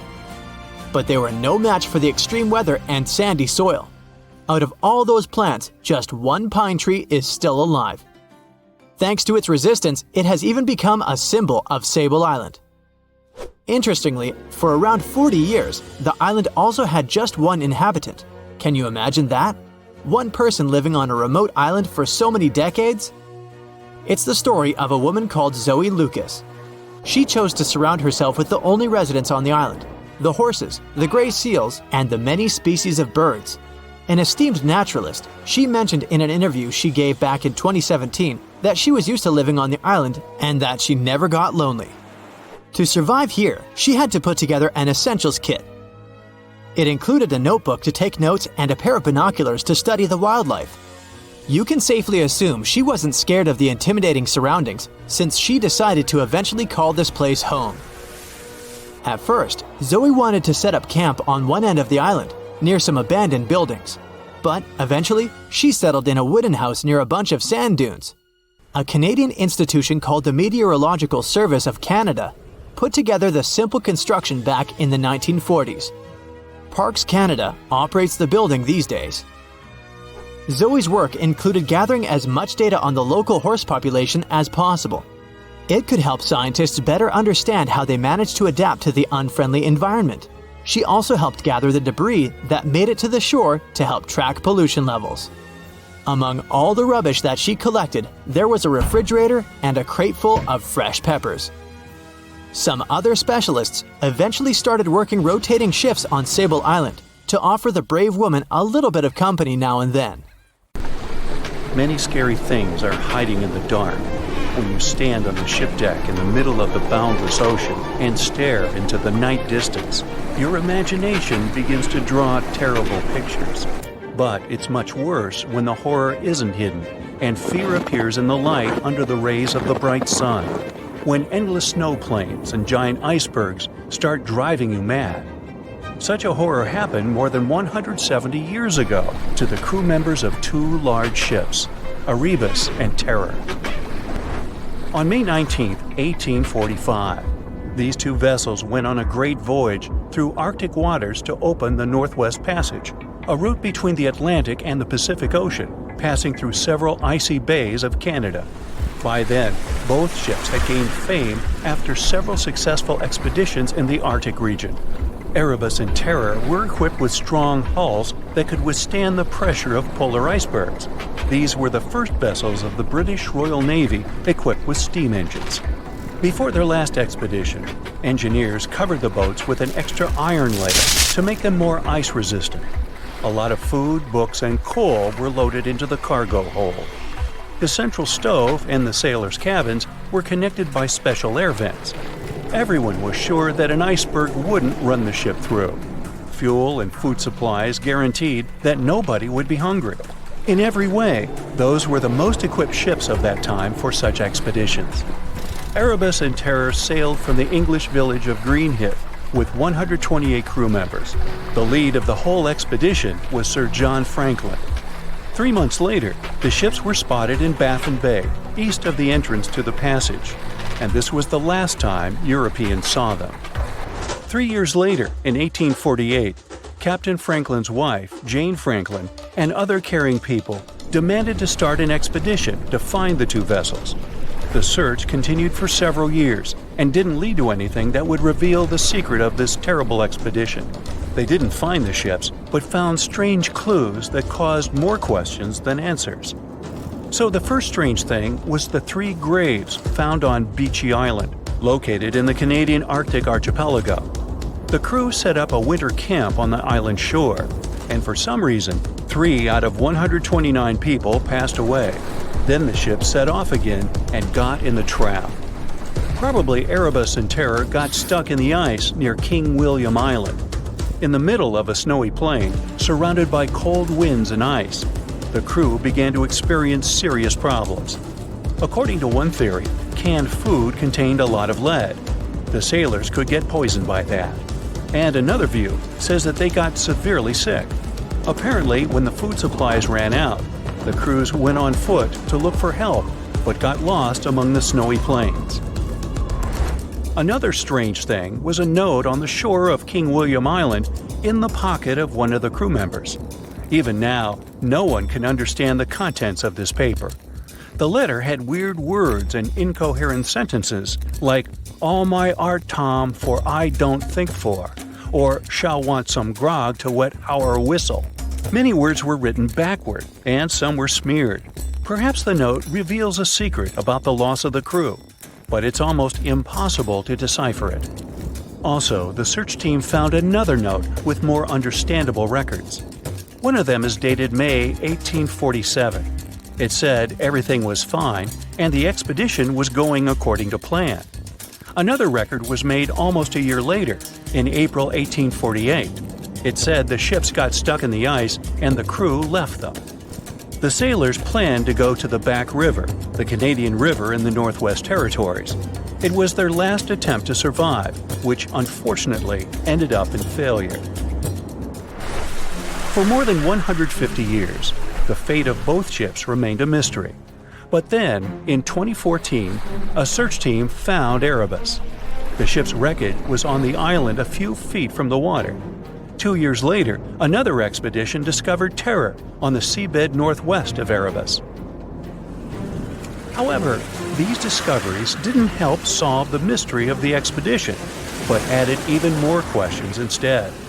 Terror was located 60 miles south of the place where, according to the note, the ships were abandoned.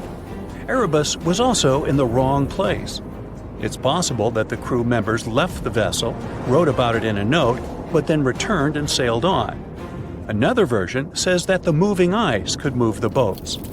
In any case, we won't know what happened to the expedition. Some associate this tragedy with mystical forces. You can see this version in TV series based on these tragic events. But most likely, the crew members found themselves in an ice trap they couldn't escape. Another famous case of the vanishing of sailors happened to the ship Mary Celeste. It was built in Canada in 1861 and named Amazon. It gained notoriety right from the very first voyages of the ship. The ship changed several captains and crashed into the rocks. The broken vessel was resold a few times before receiving repairs. After the upgrade, it got a new name, Mary Celeste, and a new captain, Benjamin Briggs. He was a brave, experienced sailor with a kind heart and high moral qualities. In November 1872, with 10 people on board, Mary Celeste sailed from New York to Italy with a valuable cargo on board. A few days later, another ship, Dei Gratia, followed it along the same route from the port in New York. Somewhere between the Azores, the captain of the Dei Gratia, David Morehouse, noticed a ship 6 miles away that was sailing too strangely. It swayed from the side like no one was holding the steering wheel. David came closer and tried to contact the people on board, but there was no response. At that moment, the captain realized that it was Mary Celeste. Together with the crew members, they climbed aboard and found that its sails were slightly torn. There was water in the hold, but it could easily be pumped out. The crew's belongings were in the cabins, and the cargo was untouched. Only one lifeboat and a chronometer, which is a navigation device, were missing. The last record in the logbook said the voyage was going according to plan. Apart from the slightly damaged sails, the vessel was in perfect condition. But something forced all the crew members to leave it. Several members of the Dei Gratia crew remained on board the Mary Celeste to deliver it to the nearest seaport. One of the versions said that the water pump in the hold could be filled with coal. Before the last trip, Mary Celeste transported a large amount of this material, and some of it could have stuck inside the pump. When the ship got into a storm, the hold flooded a little, and Captain Briggs couldn't understand how critical the situation was. There were too many barrels, so he couldn't determine the water level. It was dangerous to stay on board since the ship could sink. Therefore, the captain decided to evacuate by lifeboat. Perhaps they were close to land, and Briggs decided to sail in that direction. But the storm got stronger and sank the boat. Another version says that Dei Gratia attacked Mary Celeste and got rid of its crew to get the cargo. The court couldn't prove this, but the reputation of Captain David Morehouse was damaged, and he had difficulty finding a job after that. The story of Mary Celeste became world famous, so people created many different versions. Of course, someone claimed that something mystical had happened to the ship, but such theories have no evidence. There are so many records and documents on the internet about this case, so anyone can try to sort out the truth from the fiction. On April 10, 1912, the RMS Titanic set sail from England. But this wasn't the launch of a regular ship. The Titanic was the largest liner ever built at the time. It was 882 feet long. That's nearly the size of 3 soccer fields. And measured from the hull to the top of the smokestacks, the ship was an impressive 175 feet tall. That's the size of a 17-story building. Deemed unsinkable, it took 3,000 workers almost 3 years to build. But a mere 4 days into its very first voyage, at 11:40 p.m., the ship collided with an iceberg and was lost beneath the waves of the Atlantic Ocean. It took the liner only 2 hours and 40 minutes to sink. And of more than 2,200 passengers and crew members on board, only 706 survived. The wreck would remain lost for another 73 years, hiding its many secrets within the frigid Atlantic waters. And if it wasn't for a man whose whole life had been devoted to exploring the sea, the giant ship might have remained lost for a lot longer. That man was Robert Ballard. As a child, Ballard was obsessed with the ocean. This fascination started when he was just 12 years old. That's when he watched a film adaptation of Jules Verne's science fiction novel, 20,000 Leagues Under the Sea. It had everything to spark a young person's imagination, from adventure and strange creatures to a powerful underwater vehicle called the Nautilus. It could travel anywhere in the world you wanted to go. From that moment, life on dry land was no longer in Ballard's future. When he was 23, he was assigned to the Deep Submergence Group. There, he helped develop techniques to search the ocean floor. His biggest accomplishment was the creation of Alvin. It was a small, easy-to-maneuver submarine that could carry 3 people.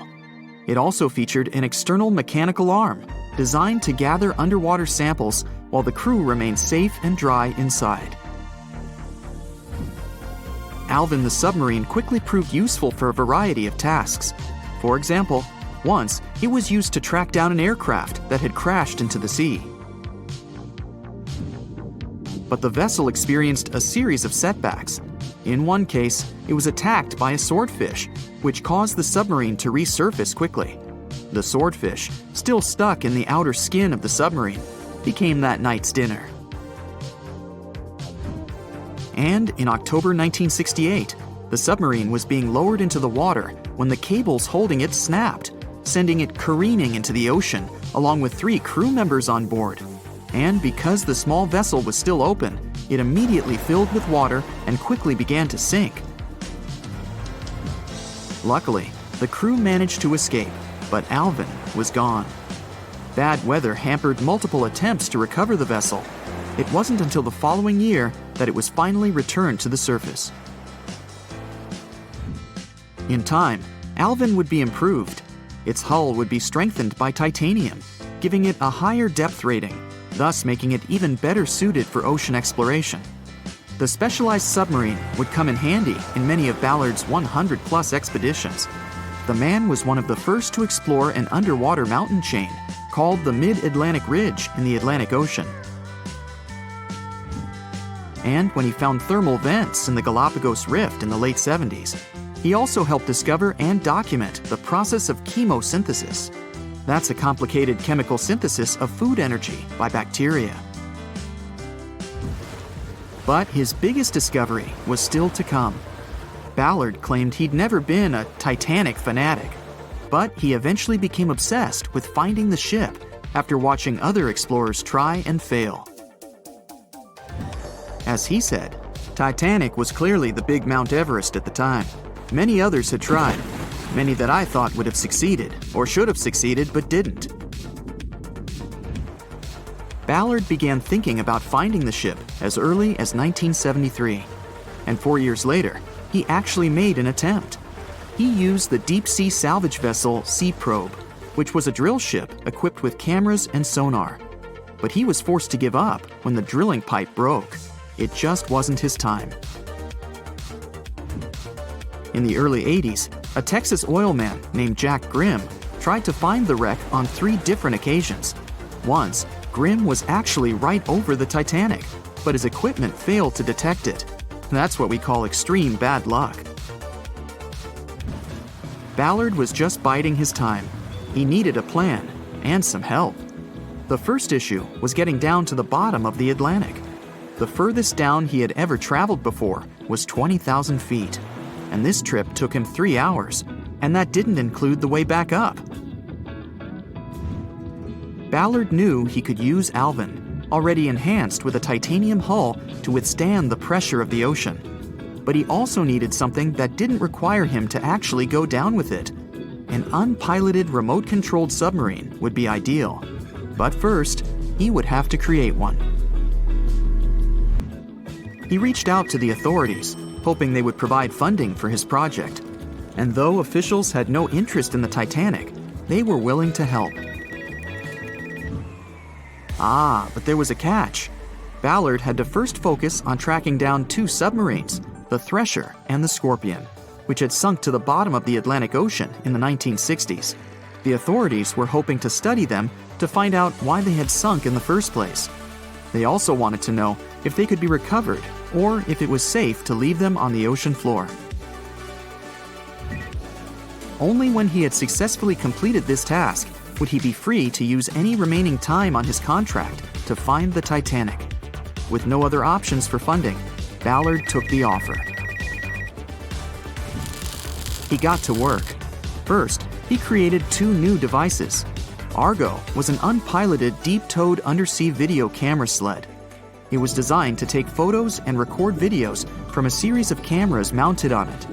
It could work at depths of up to 20,000 feet, and it could also explore nearly 98% of the ocean floor. Argo was supposed to be tethered to a boat. As the boat moved, Argo would be pulled behind, floating just above the ocean floor. The camera would then transmit images to the surface. The second device was a small robotic vehicle called Jason Jr.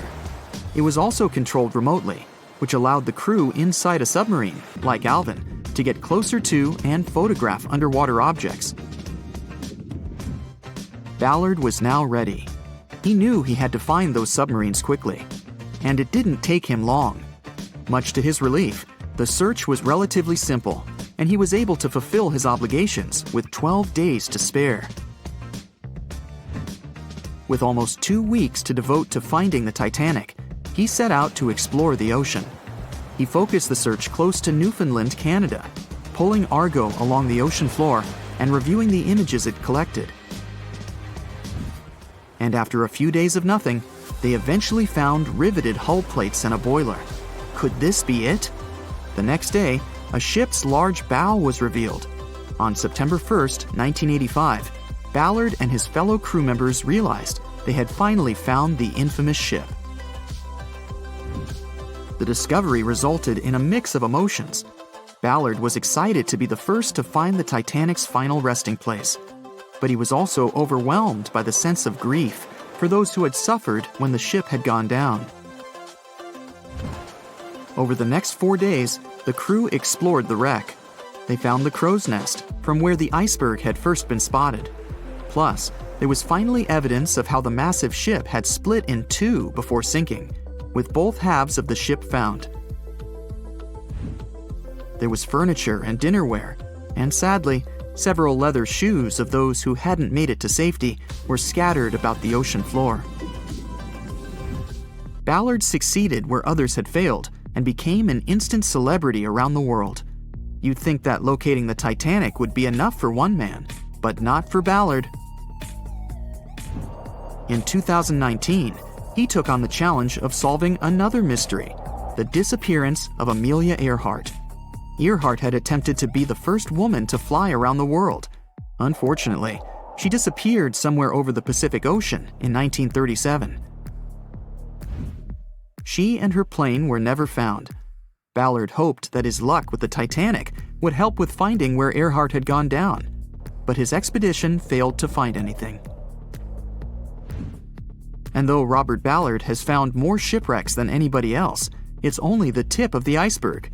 It's estimated that there are over 3 million shipwrecks in the ocean, and Ballard has only located 100 of them. Now, in his late 70s, the man is hoping to encourage young people to continue his work of exploring the ocean and its many mysteries. In 1989, he started the Jason Learning Project to inspire grade school students to pursue science, technology, engineering, and math. He has his own research vessel called the EV Nautilus, after the name of the submarine in Jules Verne's novel, a fitting tribute to the story that inspired his career. What is a boat doing in the middle of a desert? You would expect to find a seagoing vessel closer to shore. This is the question archaeologists had been asking for decades. In 1988, there was a storm near one of the most important archaeological sites in ancient Egypt. A wooden structure emerged from the sand. It was hollowed out by termites. Scientists were determined to solve its mystery. In 2000, they began excavating the site near Abydos, Ubidos. An American team of experts soon discovered a boat that was 70 feet long, and it wasn't alone. In total, there were 14 boats neatly resting next to each other. It was impossible to completely dig out the boats because of their poor condition. Luckily, the wood was preserved enough to get a sample. Analyses revealed that the boats were around 5,000 years old, the oldest fleet in human history to this date. The time of their construction predates the pyramids at Giza by half a millennium. Each ship of the fleet rested in a vault that matched its dimensions. The room was roughly a third of the size of a tennis court. It had mud brick walls that featured more than 120 drawings of boats. Ancient Egyptians incised them on whitewashed walls that were excellently preserved. Scientists have known about these mysterious chambers for well over a century. 1901, 1902. A British archaeologist, Arthur Weigel, stumbled upon a strange structure west of the River Nile. His team caught a glimpse of the interior walls. Sadly, a section of the roof collapsed, so they had to call off further exploration. Researchers abandoned the site, but its location remained on the maps. The boat's position first led scientists to think that they rested on a bank of the mighty Nile. But there was a problem with this theory. Today, the river flows almost 7 miles west of Abydos. Further studies of the surrounding terrain showed the Nile didn't change its course throughout history. Also, if the boats floated near a dock, they would be in unstable positions. The 14 vessels at Abydos were perfectly parallel to each other. There was only one conclusion possible. Someone had deliberately placed them like that. They must have gone through a lot of effort. Each boat had enough room for up to 30 rowers. These vessels could really float. They weren't models, but scholars still don't know if they actually sailed any body of water in ancient Egypt. This doesn't diminish the importance of the find. Previously, archaeologists found only small-scale models. In King Tut's tomb alone, there were 35 boat models. For a long time, these figurines were the only clues as to how ancient Egyptian vessels looked like. The boat's design confirms that they were the real deal. They are the earliest surviving examples of something called built boats. Ancient people constructed primitive vessels by hollowing out large tree trunks. The alternative was reed that was tied together to form a raft. The boats at Abydos had planks tied together. This was a major breakthrough in shipbuilding. During their lifetime, the boats must have seemed impressive. Timber was a valuable commodity at the time. There was no wood in the desert. Cedar had to be imported from Lebanon. The only person who could afford such luxury was the pharaoh. Studying the area around the ancient fleet provided more answers. Scientists discovered a mud brick structure where Egyptians worshipped the pharaoh. Its approximate date of construction matches that of the wooden boats. The same bricks out of which this building was made were used to encase the fleet. At the time of their construction, the rooms they were stored in had a ceiling. That's the section that archaeologists stumbled upon in the early 20th century. Just like mummies and coffins, these marvelous ships rested inside splendid vaults. The exterior of these rooms was also impressive. The outer walls originally had a plaster of white limestone. It reflected sunlight. In the desert sun, the structure housing the boats must have shone from miles away. Ancient Egyptian builders used the same technique to cover the pyramids 500 years later. Today, their surface looks jagged, but it wasn't always like this. When they were constructed, the pyramids had a top layer of fine white limestone. Their surface was smooth and it gleamed in the sunlight. Instead of stairs, the outer layer of the pyramids was more of a sleek ramp. Archaeologists were left with one final question. Which pharaoh owned the fleet? The answer lay just a mile from the site. This is where the tomb of a pharaoh from the 5th dynasty rested, King Senwosret III. Its time and style of construction matched the ones of the chambers with boats. The very end of his rule might explain how the boats ended up in the middle of the desert. The pharaoh probably passed away in northern Egypt. Then his body was transported down the Nile to Abydos in a marvelous procession of decorated boats. The vessels were later lowered to chambers near the final resting place of their owner. This had a symbolic meaning. In the ancient Egyptians' belief system, ships played a key role. Their supreme deity was Ra. He traveled through the sky during the day in the form of the sun. At nighttime, he sailed through the netherworld in a solar boat. The pharaoh identified himself with Ra. That's why he needed boats in the afterlife. That was the only way to regenerate himself. Just as the sun rises every day above the horizon. This belief existed for thousands of years. The more famous Pharaoh Khufu also had a ship. Scientists found it in 1954 next to his pyramid at Giza. It is some 4 centuries younger than the fleet at Abydos, but Khufu's ship was almost 2 times longer. The Great Pyramid of Giza and King Tut's tomb are some of the most famous archaeological finds in Egypt. But there are many more secrets hiding beneath the endless sands of the Sahara Desert. Recently, 2020, archaeologists found a lost city there. They have labeled it as the most important discovery since King Tut's tomb, 1922. The city of Aten is some 3,000 years old. Historians hope it will give them a unique insight into the everyday life of ancient Egyptians. The famous archaeologist and Egyptologist Zahi Hawass proclaimed the site a lost golden city. Aten sits some 300 miles south of Egypt's capital, Cairo. It is close to the famous Valley of the Kings. Archaeologists first found sections of mud brick walls that spread out in all directions. They discovered complete rooms with tools of everyday life inside. The research team unearthed a bakery, a residential neighborhood, and an administrative district. They all date back to the time when the Egyptian civilization was the wealthiest in its long history. They were also the first to make objects from iron. In 1911, scientists found a set of iron beads near a village in Lower Egypt, El Girza. These are the earliest known iron artifacts. The discovery is literally out of this world. Ancient people made them by beating into shape a piece of a meteorite. The 9 beads were once part of an ornate necklace. They are now blackened and corroded, which is perfectly normal for a piece of jewelry that is over 5,000 years old. They consist of an iron-nickel alloy. Researchers were impressed by the skill of ancient jewelers who processed the beads. Their craftsmanship is more impressive when you think that they didn't know the stellar origins of the material. The Great Pyramid of Giza also has a remarkable feature. An international research group investigated the electromagnetic response of the structure to radio waves. They found that the pyramid has the ability to concentrate electromagnetic energy inside it. This occurred inside its chambers as well as under the pyramid's base. It contains an underground, unfinished chamber. It seems that the electromagnetic response is connected with the properties of limestone, the Great Pyramid's main building material. The research results might have a practical application. The way solar cells and nanosensors function could be improved by this remarkable find. On a fine summer night of August 30th, 1892, a shipping magnate took his family for a cruise on Lake Superior. They were traveling on the Western Reserve, which was supposed to be one of the safest ships of its day. It was made of a type of steel like that used to construct the infamous Titanic, and it ended up with a similar tragic destiny. The ship broke in two and was found only 132 years later, in 2024. The 300-foot steamship was the first steel-plated freighter on the Great Lakes. One newspaper called it the Inland Greyhound because of how quickly it cut through the water. Peter H. Minch was the owner and inventor of this vehicle, which had been built just 2 years earlier in Cleveland.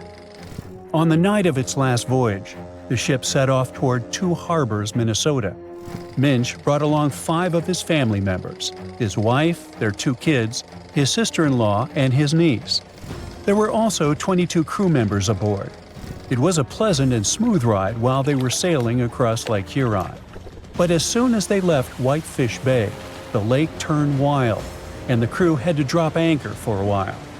Later that evening, as they entered Lake Superior around 9 p.m., a fierce summer storm moved in with powerful winds and crashing waves. Then disaster. The ship began to split in two. Within just 10 minutes, the Western Reserve was completely underwater.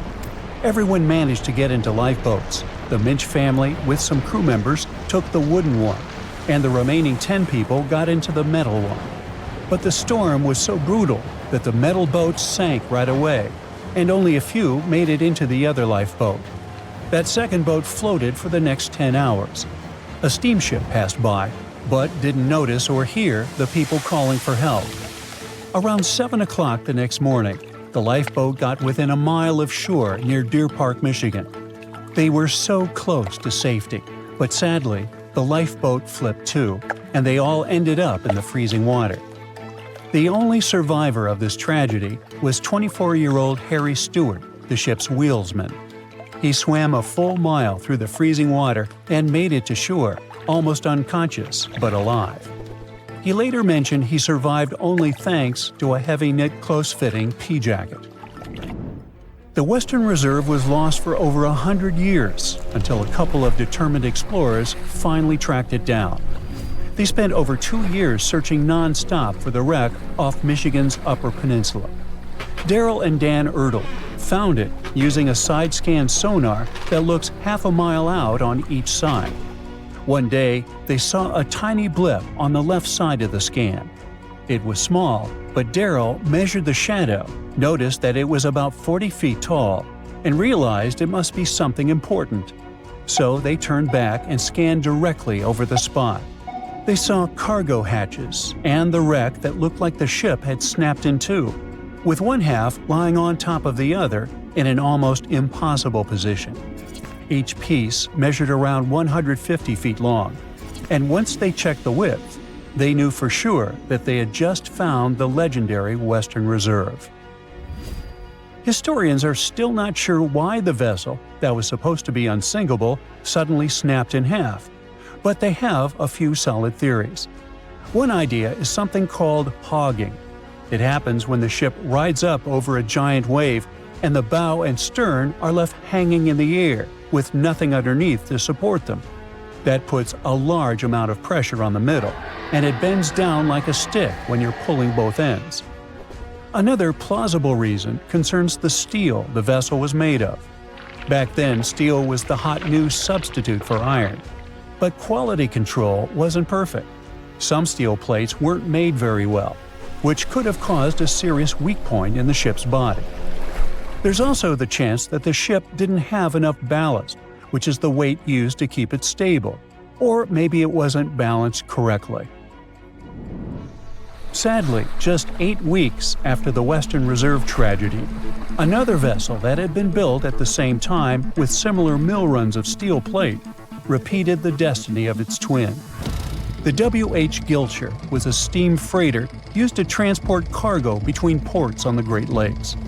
It set out on what was supposed to be a routine trip on October 26, 1892. Loaded with over 3,000 tons of coal, the ship left Buffalo heading for Milwaukee. Captain Leeds H. Weeks and a crew of 18 were on board. Everything seemed normal at first, and by the afternoon of October 28th, the ship passed through the Straits of Mackinac and entered Lake Michigan. It was expected to reach Milwaukee by the 30th, but it never made it.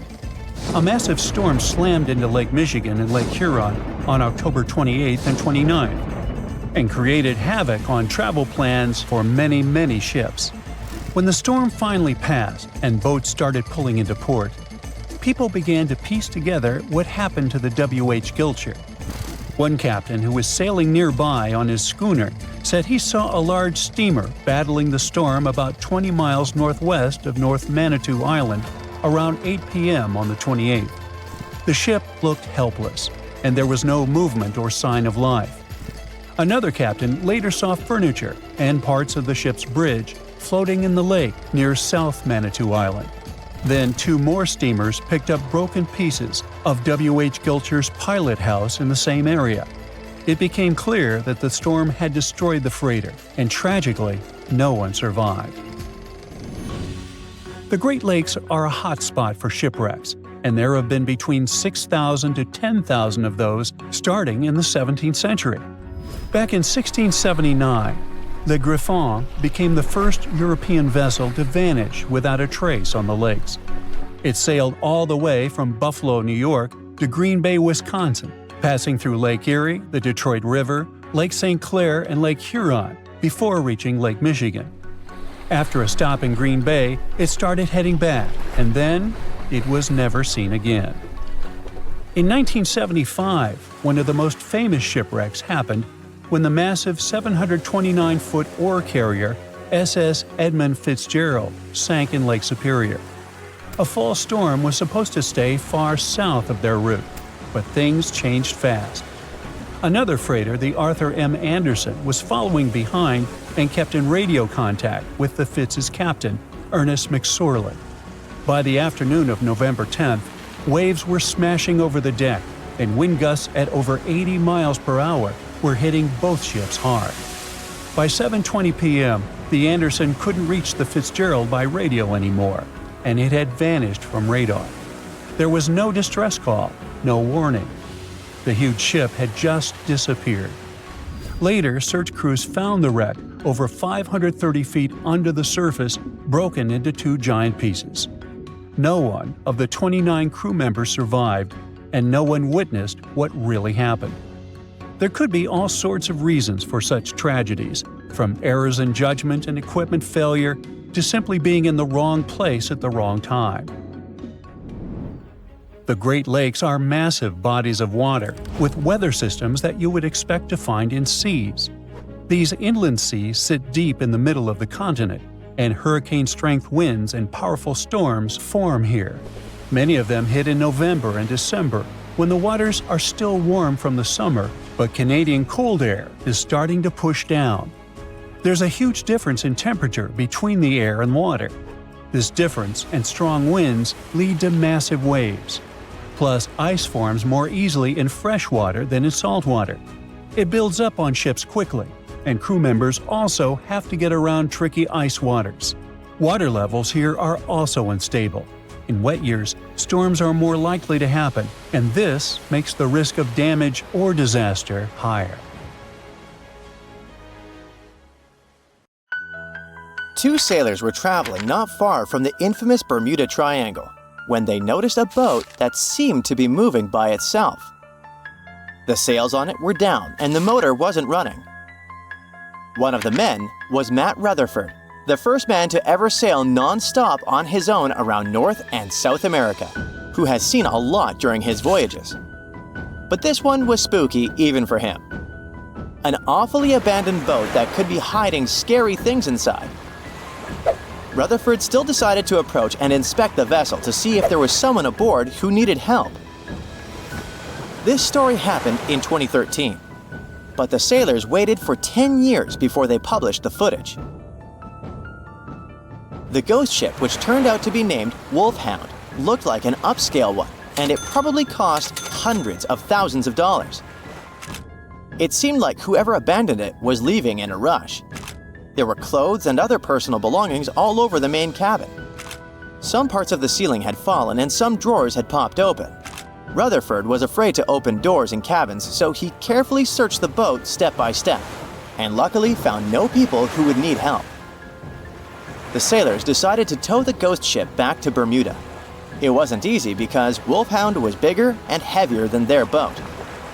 After days at sea, the crew was running low on fuel and asked a passing freighter to stop and give them some gas. They kept pulling Wolfhound with just sail power until the tow line got wrapped around the rudder, and they realized they could get stranded in the Bermuda Triangle. So they had to abandon the ship. After another 23 days in the Atlantic, they finally reached Bermuda. As it turned out later, the mysterious ghost ship belonged to an Irish yacht club member.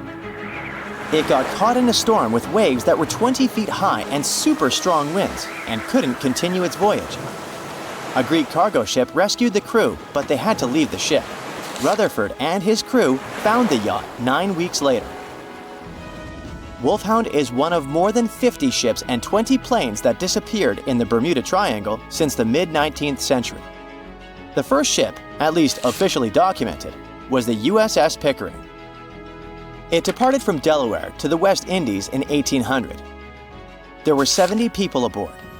No one ever heard anything from them ever since. And perhaps we'll never know what exactly happened to them and where the ship is now. The largest ship that has ever disappeared in this mysterious area is the USS Cyclops. In March 1918, carrying a crew of 306 people, the USS Cyclops left Barbados and headed home to Baltimore. It had tons of dense manganese ore on board, which was used in steelmaking. Something happened during its 9-day voyage when it was passing through the Bermuda Triangle. The last message from Cyclops said, "Weather fair, all well," and then it disappeared forever, without even an SOS signal. Another ship that the Bermuda Triangle supposedly took forever was the Cotopaxi in 1925. It was loaded with coal and had a crew of 32 people on board. Its trip was supposed to go from Charleston, South Carolina to Havana, Cuba, but something went wrong and the ship disappeared. Recently, scientists discovered that the Cotopaxi was lying at the bottom of the ocean, about 35 miles from St. Augustine, Florida. Divers who like to go down to the wreck nicknamed this spot the Bear Wreck, but didn't realize they were exploring the remains of the Cotopaxi. One of them, Michael Barnett, was trying to identify the wreck for over 15 years. He carefully measured different parts of the shipwreck that survived underwater with his team. When they compared these measurements with old blueprints of the Cotopaxi, they saw that everything matched up perfectly. The size and position of the boilers were exactly as described in the blueprints. This helped them confirm that they had found the Cotopaxi, and it looks like there was nothing mysterious about its disappearance. It was a combo of bad maintenance, poor care, and rough weather. Many of the hatches used to access the cargo hold where the coal was stored were either broken or missing. This meant that if the ship ran into a storm, water would easily get into the cargo hold, and the ship would get unstable and sink. As the Cotopaxi sailed off the coast of Florida, it met a tropical storm. Just before it disappeared, it sent out a distress call. It was near St. Augustine, so all the puzzle pieces fell into one place. People have come up with all kinds of ideas to explain what might be happening in the Bermuda Triangle. The wildest one is that spaceships from other planets are taking these ships and planes away.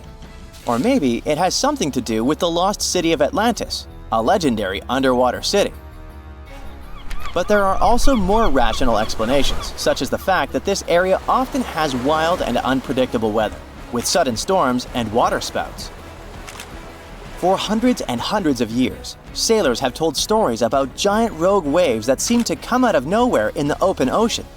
It sounded like a tale in the past, but in the last 20 years, satellites have spotted these freak waves, some of them reaching over 100 feet tall. Storms from the Gulf of Mexico can hit the Bermuda Triangle area and create such rough and unpredictable waves. Scientists built a model of the USS Cyclops and put it in a wave simulator. They say that even a rogue wave 50 feet tall would be enough to flip over that ship. It had a flat bottom and was less stable and more likely to tip. There are also lots of hills and deep valleys on the ocean floor, which can be dangerous if a ship isn't navigating carefully. Sometimes things can go wrong with engines, communication systems, or other equipment. If a plane or ship has a mechanical problem far from land, it can be really hard to get help quickly, especially if rescue teams are far away. The Bermuda Triangle also has magnetic anomalies, so in some parts of it, the compass might point in the wrong direction. And then there are human mistakes, like misjudging distances, making wrong turns, or not listening carefully to directions. This is what happened to Flight 19, a group of planes that went missing. The leader of the flight, Lieutenant Charles Taylor, decided to fly into bad weather without all the equipment they needed. He was also tired, so it was really hard for him to make good decisions. Disappearances in the Bermuda Triangle don't really happen more often than in other parts of the Atlantic Ocean, where a lot of ships and planes travel. They just attract more attention and talks. You still won't find the Bermuda Triangle on any map, and it doesn't have official borders. So we might never be able to solve its mystery because we can't be sure it even exists. But maybe we need to be worried about another Bermuda Triangle, the one up in space. This space triangle doesn't make things completely disappear, but it messes with the equipment on the spacecraft, causing glitches and makes things stop working for a while. The Bermuda Triangle of Space, which is more officially known as the South Atlantic Anomaly, is a unique area above the Earth that stretches over parts of South America and Africa, from Chile all the way to Zimbabwe. It sits right where a part of Earth's magnetic shield is weaker than usual. When a satellite passes through this area, thousands of high-energy particles, especially protons, hit every square inch of it every second. To keep satellites safe from this radiation, space agencies often put them in sleep mode when they pass through the SAA. The Hubble Space Telescope passes through the SAA about 10 times a day and spends about 15% of its time in sleep mode because of this anomaly. Even astronauts on the International Space Station, ISS, which also travels near this zone, have to be careful about radiation. Parts of the ISS, like the kitchen and sleeping areas, have extra shielding to protect them. The unsinkable Titanic didn't go down peacefully, which made finding its final resting place all the more difficult. The world-famous RMS Titanic sank in 1912, but was only discovered in 1985 on a secret mission. Although people back in the early 1900s had the approximate location of where the Titanic was, they didn't have the right technology to find it. As it went under, the ship sent several CQD signals, standing for Come Quickly, Distress, to a nearby ship named Carpathia. "Come at once, we have struck a berg. It's a CQD, old man," were some of the final words transmitted from the Marconi wireless on the ship. These Morse code messages were also what made the first research missions to the wreck possible. RMS Carpathia found the lifeboats filled with Titanic survivors, but the world also desperately wanted to see what became of the famous liner. Fast forward to 1953. That's when the first serious attempt to find the Titanic wreck happened. A man named Risdon Beasley tried using a loud eruptive device to locate the ship. It sounds weird, but there's science to back it up. When dynamite goes off, the waves from the detonation hit the bottom of the ocean floor. With the help of sonars, scientists would be able to locate if there was anything solid at the bottom of the ocean. But Beasley had no luck. Another 20 years would pass before oceanographer Robert Ballard would make his attempt to locate the Titanic. Ballard had a bit more luck than Beasley. Over the previous years, underwater technology had gotten more funding and so worked much better. He tried it the first time in 1977. Ballard partnered with the Woods Hole Oceanographic Institution on a mission to map the ocean floor. While the institute hired him to test out their new mapping technology, Ballard's intention was to go a little further and find the Titanic wreck. In the middle of this new technological ship, there was a hole that allowed for a long pipe to be extended into the water just above the ocean floor. Attached to the end of this pipe, Ballard installed a pod with sonars and cameras. They thought they were in for something big, and so they took the ship to sea to run some tests. That's when, on a trial run, adversity struck. The drill pipe broke, sending all of their expensive material to the bottom of the ocean floor, just like the Titanic.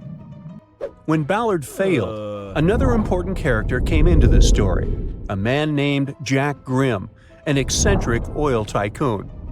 Grimm had become famous for trying to find things such as Noah's Ark, the Loch Ness Monster, and Bigfoot. He also tried to prove the hollow Earth theory that says that the interior of Earth is entirely hollow and hosts underground cities and nations. His search consisted of trying to find a large hole on the North Pole and thus venturing inside the hollow Earth. After his attempts failed, he set his eyes on the jewel liner that had sunk, the RMS Titanic. Grimm had the money, but he didn't have the know-how. So, as a billionaire, he made a big donation to Columbia University and asked in return to use some of their equipment. He hired a team of highly qualified scientists to help operate the machinery. Here's where it gets a little strange. Jack Grimm was a believer in folklore and non-conventional ways of doing things. So he brought a monkey on board and surprised the research team. This monkey, called Titan, was believed to point to a map and locate lost things. In this case, the Titanic. The scientists went crazy when the monkey appeared and told Grimm it was either them or the monkey. This expedition left Florida without Titan. Yes, there would be no monkey business. They set the course to the exact location of Titanic's last distress signal. They arrived, examined every inch of the ocean floor, but still found nothing. Grimm's first expedition lasted 3 weeks, but unfortunately, they found absolutely nothing. They tried a particularly good search method known as mowing the lawn, where they mimic such movements to map every inch of a larger area around Titanic's distress coordinates. The reasons for failure were important defects in the equipment and terrible weather. That's when that prior searcher of the lost Titanic came back into the picture, Robert Ballard. He didn't have the millions Jack Grimm had, but he had one thing going for him. The marine geologist was working closely with the U.S. Navy to locate 2 nuclear submarines which had sunk in the 1960s. Ballard himself says he was living two lives, one as a researcher and the other as a Navy intelligence officer. The deal was simple. He'd have a green light to search for the Titanic after he found the two missing submarines. To find Thresher and Scorpion, he used an unmanned submarine vehicle called Argo. Argo was like a little snow sled. It was attached to a bigger ship that sailed above the water. Argo was connected to the ship by a long cable, and it was piloted by a team on board. The sled had sonars and cameras that provided real-time imaging of the ocean floor, so it was a real advancement on other attempts. After much thinking, he had a eureka moment. He supposed the force of the wreck should have left a comet trail that led back to the ship. While searching for the Titanic, most people had tried to find the ship itself. But until then, it had been trying to find a needle in a haystack. That's why Ballard's logic was so brilliant. He needed to invert the order. He had another obstacle on his hands: time. He could only look for the ship after finding the lost subs, and by the time that happened, he had 12 days left. He teamed up with another scientist, and they applied the mowing the lawn method to map the ocean bed. Another important piece of information that most researchers left out was that there was a sea current moving south on the day of the disaster. This meant that the debris field should be south of the distress signal coordinates. To save time and resources, he would do a quick reconnaissance of the ocean floor, spacing lines more than 3 miles apart to look for debris fields. He also relied more on the camera visuals than on the sonar signals. His team took turns piloting Argo and watching the video. Days rolled by, with nothing but the empty ocean floor showing up, until the rocks they were used to seeing started to look like man-made debris. Suddenly, there it was, the Titanic's boiler.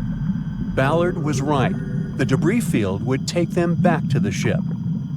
After 73 years of searching, they had finally found the Titanic wreck.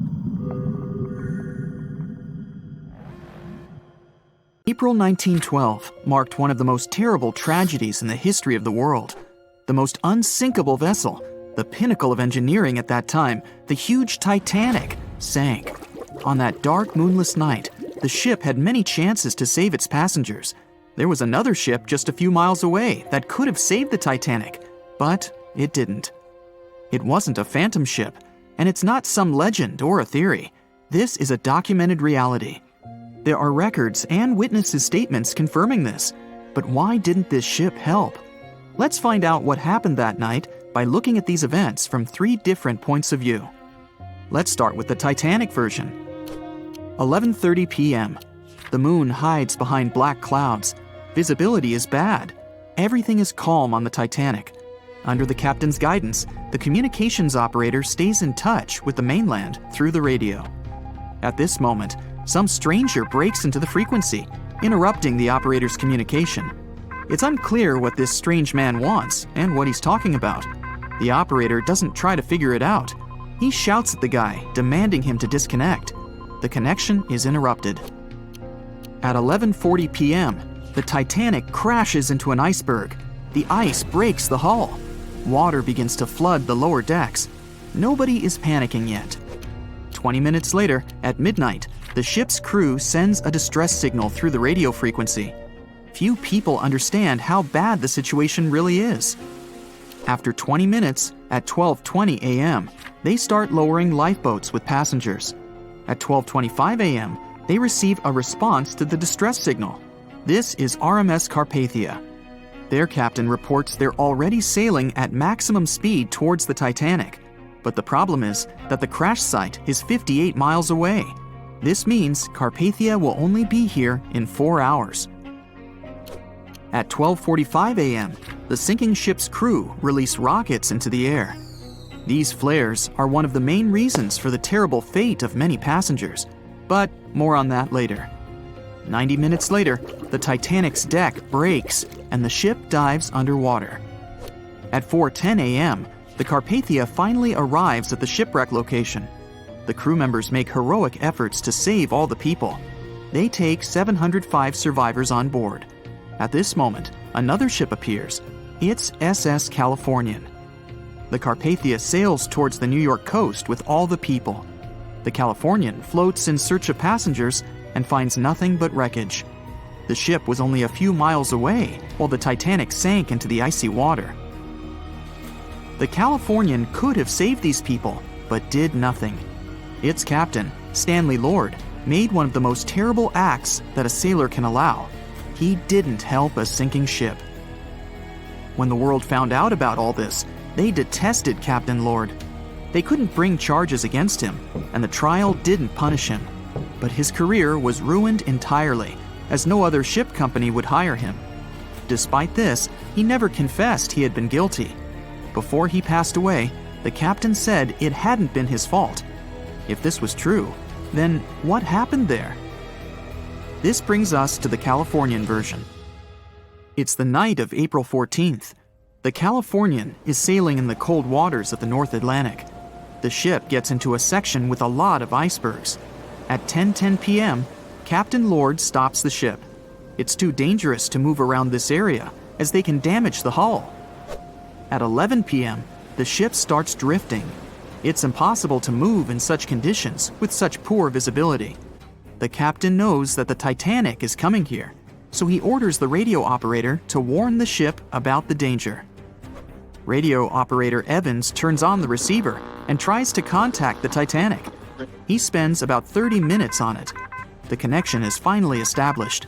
At this moment, the Titanic radio operator is speaking with the mainland. Evans interrupts this conversation and tries to warn the ship about icebergs. The operator doesn't understand Evans' words. He's annoyed because Evans broke into the channel so brazenly. He shouts at Evans and cuts the connection. Tired, Evans turns off the receiver and informs his superiors about the incident. It's still a mystery how the captain reacted to this news. He probably thought the Titanic knew about the danger. He lets Evans go to bed. If Evans hadn't turned off the radio and waited 1 hour, he would have heard a distress signal from the Titanic. But you shouldn't blame him. At this point, he has no official reason to stay at the transmitter. Evans is too exhausted and can't fight drowsiness. So, Evans goes to bed. The Titanic begins to sink. Its captain sends a distress signal. The operator on board the Carpathia catches it, but the Californian doesn't, since the receiver is turned off. Captain Lord can't sleep. He feels that something is wrong.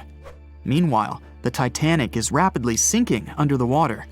The captain gives the order to launch rockets into the air. And here is where one of the critical mistakes takes place. They release warning lights, but they are not red. The crew forgot to take red rockets on board for some reason, so they lit up the sky with a bright white light. If you need to send a distress signal, you need to release red lights.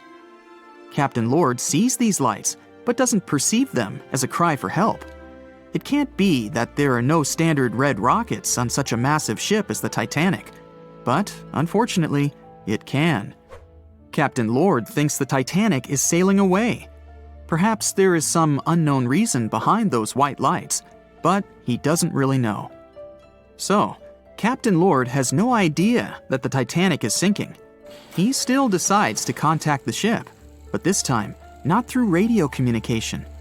Captain Lord doesn't wake up the radio operator and sends a signal to the Titanic through a signal lamp.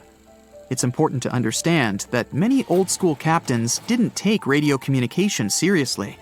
They didn't understand the value of this technology. That's why Captain Lord doesn't wake up Evans. He sends light signals, but the Titanic doesn't respond.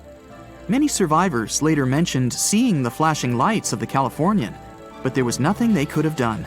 The ship's crew doesn't hear their cries for help. At 2:20 a.m., the Titanic completely goes underwater. A little more than 2 hours later, radio operator Evans wakes up and turns the transmitter on. He hears many rescuers talking about the sunken ship. Evans understands everything. He reports this to the captain. At that moment, the Californian immediately heads to the wreck site. They meet Carpathia there. With the survivors on board, it sails towards New York. The Californian stays sailing and looking for people.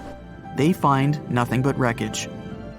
The Californian returns to the mainland. The news about the ship that could have saved the Titanic is spreading all over the country. The trial begins. Captain Stanley Lord and the crew tell their version. They say their ship had been standing still. Many people don't believe them, and some of the surviving passengers claim to have seen the Californian sailing by. Still, the judge declares them innocent. 1962. Captain Stanley Lord is a very old man. He calls a notary to confess something. The captain makes his last remark about this case. He swears he's not guilty. But if it wasn't the Californian sailing past the Titanic at that moment, then what? The Samson theory could answer that question for us. The sealing ship Samson is sailing in the cold waters of the North Atlantic. The crew aren't sleeping. They carefully study the surroundings, but not because they're afraid of icebergs. They're scared of meeting with the U.S. Coast Guard. The Samson ship's crew catch seals, which is illegal. At 12:45 a.m., Samson's captain sees white signal rockets. The team is sure it's the Coast Guard. They turn off the lights and sail away. It's dark, so they don't notice the sinking Titanic. They return to the coast of Iceland and hear about the disaster. They realize they have abandoned the drowning passengers. The nephew of one of Samson's crew members reads about this story in his uncle's diary. The nephew asks for permission to publish these recordings. All the people realize that Captain Lord wasn't guilty, but unfortunately, he didn't live to see this moment. Actually, it's still unknown who is guilty in this story. 2 ships were nearby the Titanic. Their captains were adequate people. They would have helped save all the passengers. Their fault was that they couldn't understand what the Titanic wanted on that dark night. Someone forgot to put red flares in the box.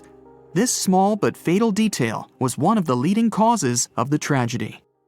Not a lot of people have heard of this mysterious body of water named after famous English explorer Sir Francis Drake. Even though Drake himself never sailed through these waters, one of his ships did pass near this location and discovered a connection between the Atlantic and Pacific Oceans. That's how the area got named the Drake Passage in 1578. Soon enough, the passage became known for some mysterious disappearances. It got the reputation of being the roughest and most unpredictable stretch of water in the world. It's now known for its strong winds and rough seas, with waves that can reach up to 60 feet in height. The passage also has powerful currents with speeds never seen before. Does it sound like a good start to an adventure book? Sure, it doesn't make the place any less real. If you ever decide to travel between the southern tip of South America and the southern tip of the Antarctic Peninsula, you will come across the infamous Drake Passage. We call this place the Drake Passage today, but locals still believe it should be named after Spanish explorer Francisco de Oces. He was a Spanish navigator who, in 1525, led the first known European expedition to navigate the Drake Passage.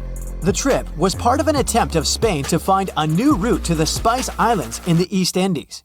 Oces and his 2 ships, the San Lesmes and the Santiago, sailed through the Strait of Magellan and into the Drake Passage, where they encountered treacherous weather and rough seas. Despite the difficulties, they successfully navigated the passage and became the first Europeans known to have done so. However, the expedition failed to find a new trade route, and the crew returned to Spain with no significant discoveries. Some years later, in 1616, another ship captained by Dutch navigator Willem Schouten made one of the most successful voyages through the Drake Passage. Despite the difficulties of navigating the often turbulent seas, eventually, the Drake Passage became an important part of international trade routes in the 19th and early 20th centuries. But this dangerous area holds many secrets. The record of one of the most famous events that happened here takes us back to the year 1914. During that time, a British explorer named Shackleton wanted to travel to Antarctica with 27 men split between 2 ships. Those were named the Endurance and the Aurora. The explorers wanted to check out 2 routes that reached the continent. But in 1915, the Endurance got stuck in ice while crossing the Drake Passage and was slowly crushed. Shackleton and his crew had to leave the ship and could only gather some personal belongings. The Endurance eventually sank, and the crew had to survive on ice for a while. The mission changed from exploring to surviving, and only in 1916 all the men were rescued. The Aurora suffered a similar fate. It also got stuck in ice, and 3 men were lost at sea before the rest of the crew was rescued in 1917.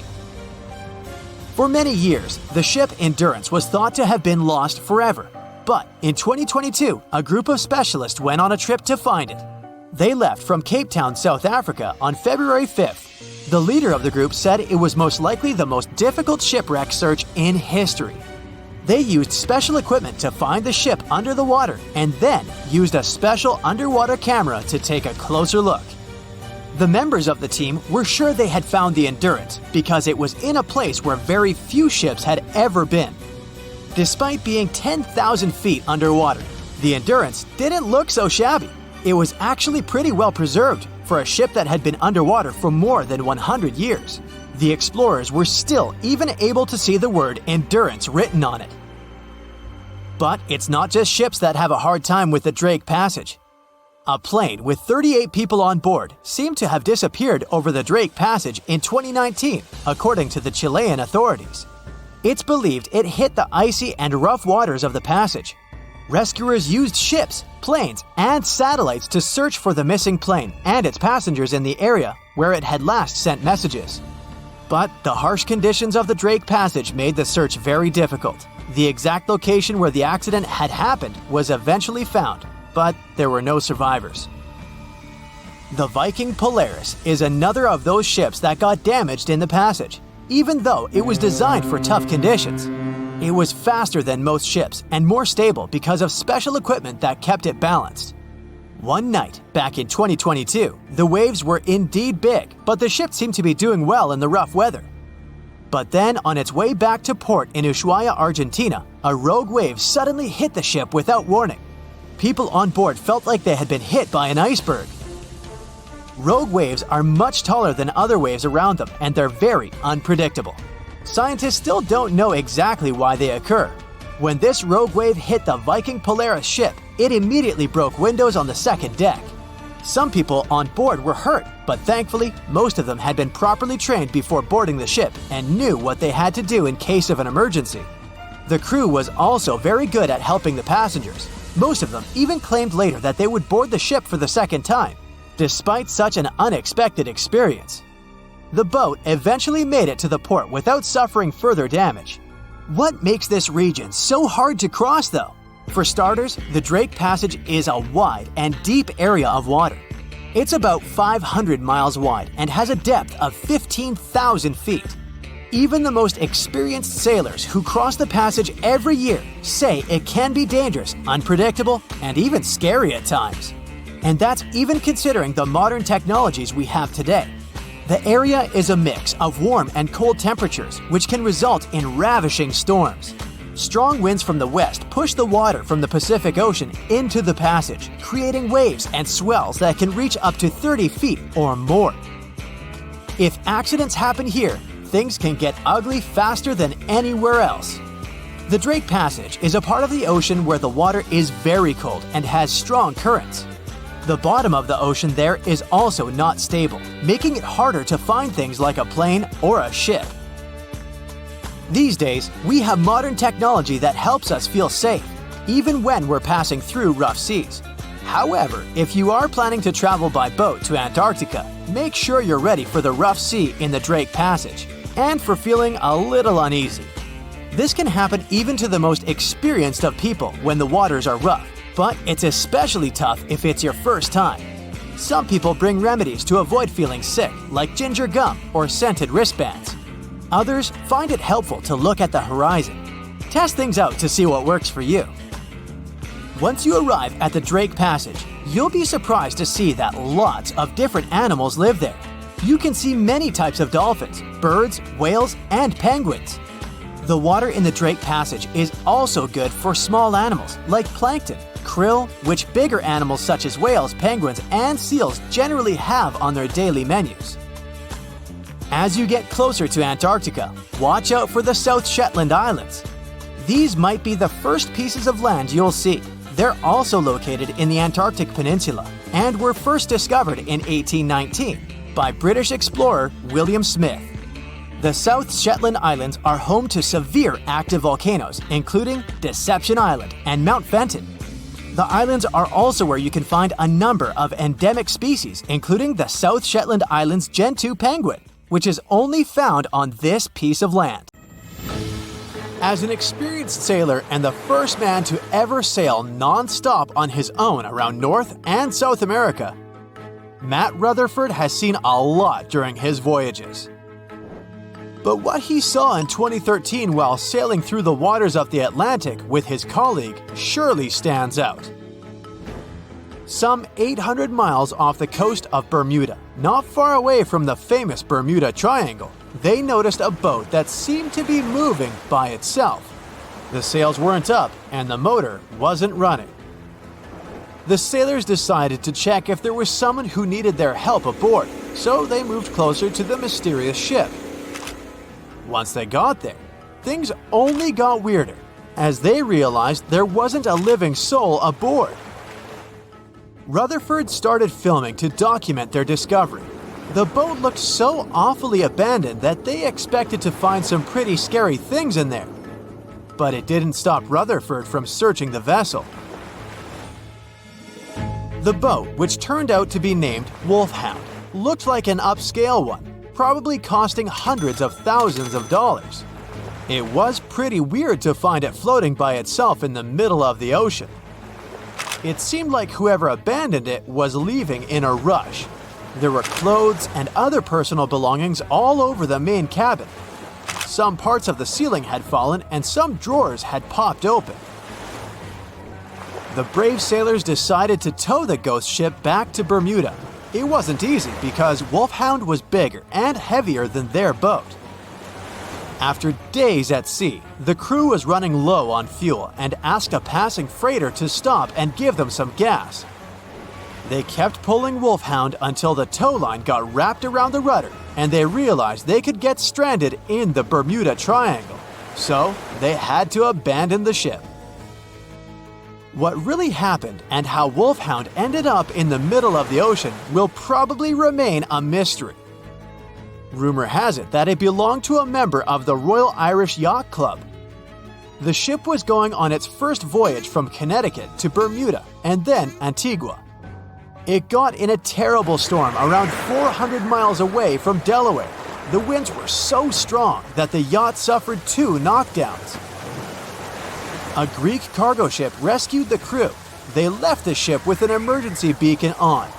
The rescued crew members shared that they saw the ship sink, which only adds more questions to the story. How did it get back to the surface? Does the Bermuda Triangle have anything to do with that? Christopher Columbus himself reported some unusual compass activity going on in this mysterious area while he was on his way to the New World. Despite the stories of more than 50 ships and 20 planes disappearing in the area, it remains one of the most heavily traveled shipping routes in the world.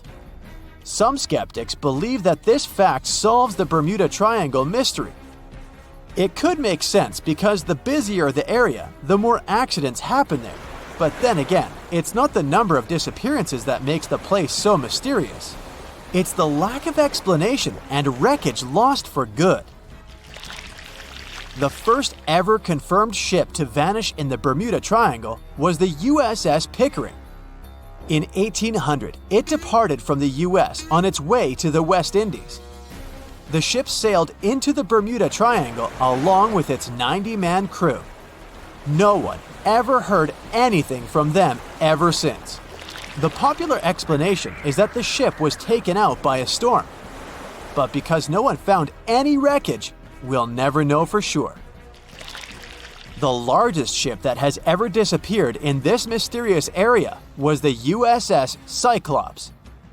In March 1918, carrying a crew of 306 people, The USS Cyclops left Barbados and headed home to Baltimore. The ship passed through the Bermuda Triangle on its journey and vanished into thin air, or rather, water. The Cyclops never sent any distress signal and disappeared without any explanation or trace.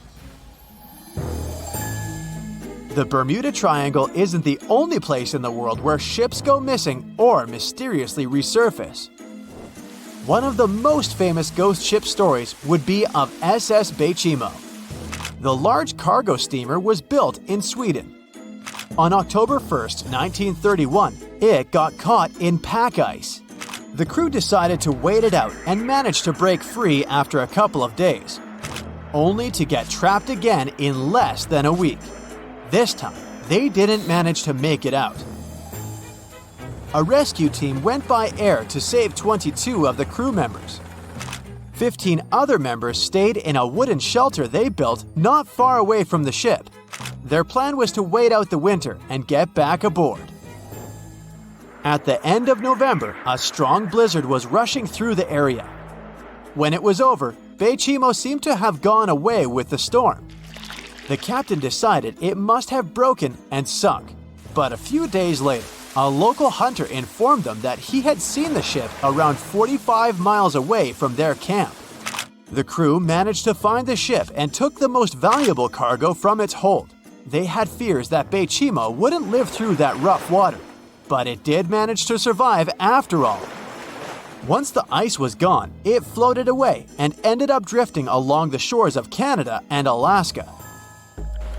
Many people reported seeing the ghost ship in an open sea. Some even tried to board it to save the ship, but the weather didn't allow it to happen. The last time someone saw SS Bechimo was in 1969, 38 years after its crew had left it. It could still be drifting somewhere in the ocean. The story of MV Hoita happened in the South Pacific. The ship was originally a wooden luxury yacht. After serving for 20 years to various owners, it became a merchant ship. In 1959, it set on a trading voyage that was supposed to last around 2 days. When it didn't reach its destination on time, no one was worried at first, as things happen in the open waters. After another day, and no distress signals from the Hoita, it was obvious that something serious was going on with it. There were 25 people aboard, and their families wanted to find them. A search and rescue crew worked for 6 days looking for the ship, or at least its wreckage, in an area of nearly 100,000 square miles. That's 1.5 times as big as Florida. Sadly, the mission had come back with no results. It seemed like Hoita had disappeared without a trace. A month later, another merchant ship noticed Hoita drifting in the ocean, miles and miles away from its original route, and none of the crew members or passengers were on board. The cargo had also disappeared. The lifeboats were also gone, so the people must have escaped the ship hoping to save themselves. It turned out that the crew had been trying to get help as they tuned the radio to the International Distress Channel. But the damaged cable didn't let them send the signal any further than 2 miles. It also looked like when they were leaving the ship, the crew took the logbook with them, and we still don't know what exactly happened to Hoita. Family members of those who were on board are still looking for answers. One professor claims it must have been a corroded pipe that leaked and flooded the vessel, but we'll most likely never know for sure. In the Pacific Ocean, near Japan, there is an area nicknamed the Devil's Sea. It's believed to be one of the 12 vile vortices around the Earth. Some people claim that vile vortices have weird things going on in them because the pull of the planet's electromagnetic waves is stronger there than anywhere else. The most famous ship that disappeared in the area was a fishery patrol vessel in 1952. The ship went there to investigate the vessels that went missing previously and disappeared along with 31 crew members. Scientists who don't believe it was a mysterious disappearance blame the underwater volcano eruption for what happened.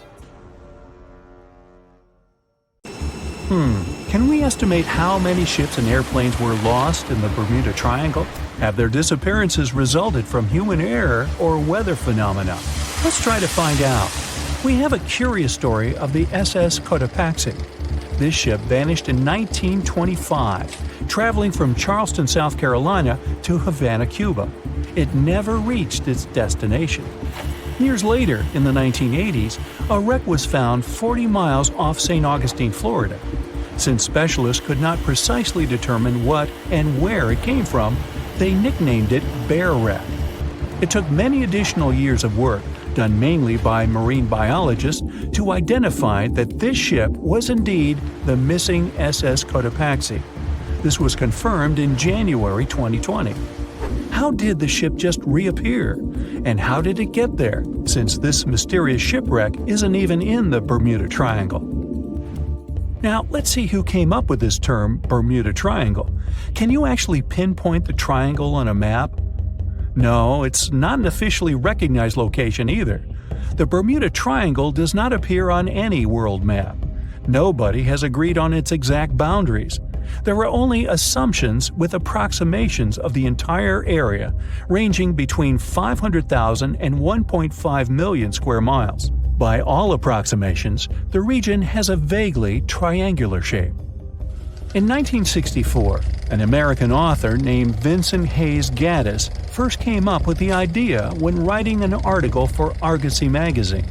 He used the Bermuda Triangle to describe a triangular region that has destroyed hundreds of ships and planes without a trace. It is pretty hard to get the number of lost ships and planes because some ships and aircraft have gone missing without leaving a trace. Their wreckage in the region has not been recovered, but the recorded stories should help us. Legends about the Bermuda Triangle date back to the 15th century, like that of the Italian explorer Christopher Columbus. When sailing through the Atlantic waters, he passed by this location in the late 1400s.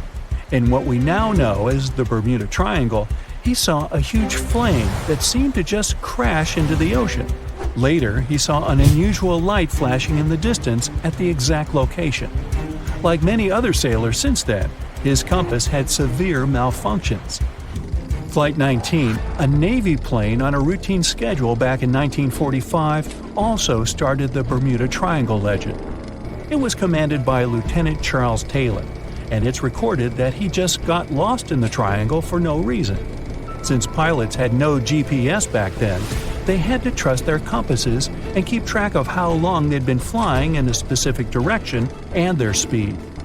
Shortly after completing the task, both of the compasses on board stopped working correctly. Records found after the plane's disappearance also indicate that Taylor didn't have a watch on that particular day.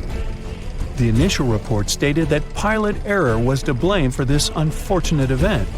However, because people weren't satisfied with this outcome, it was changed to causes or reasons unknown after several reviews.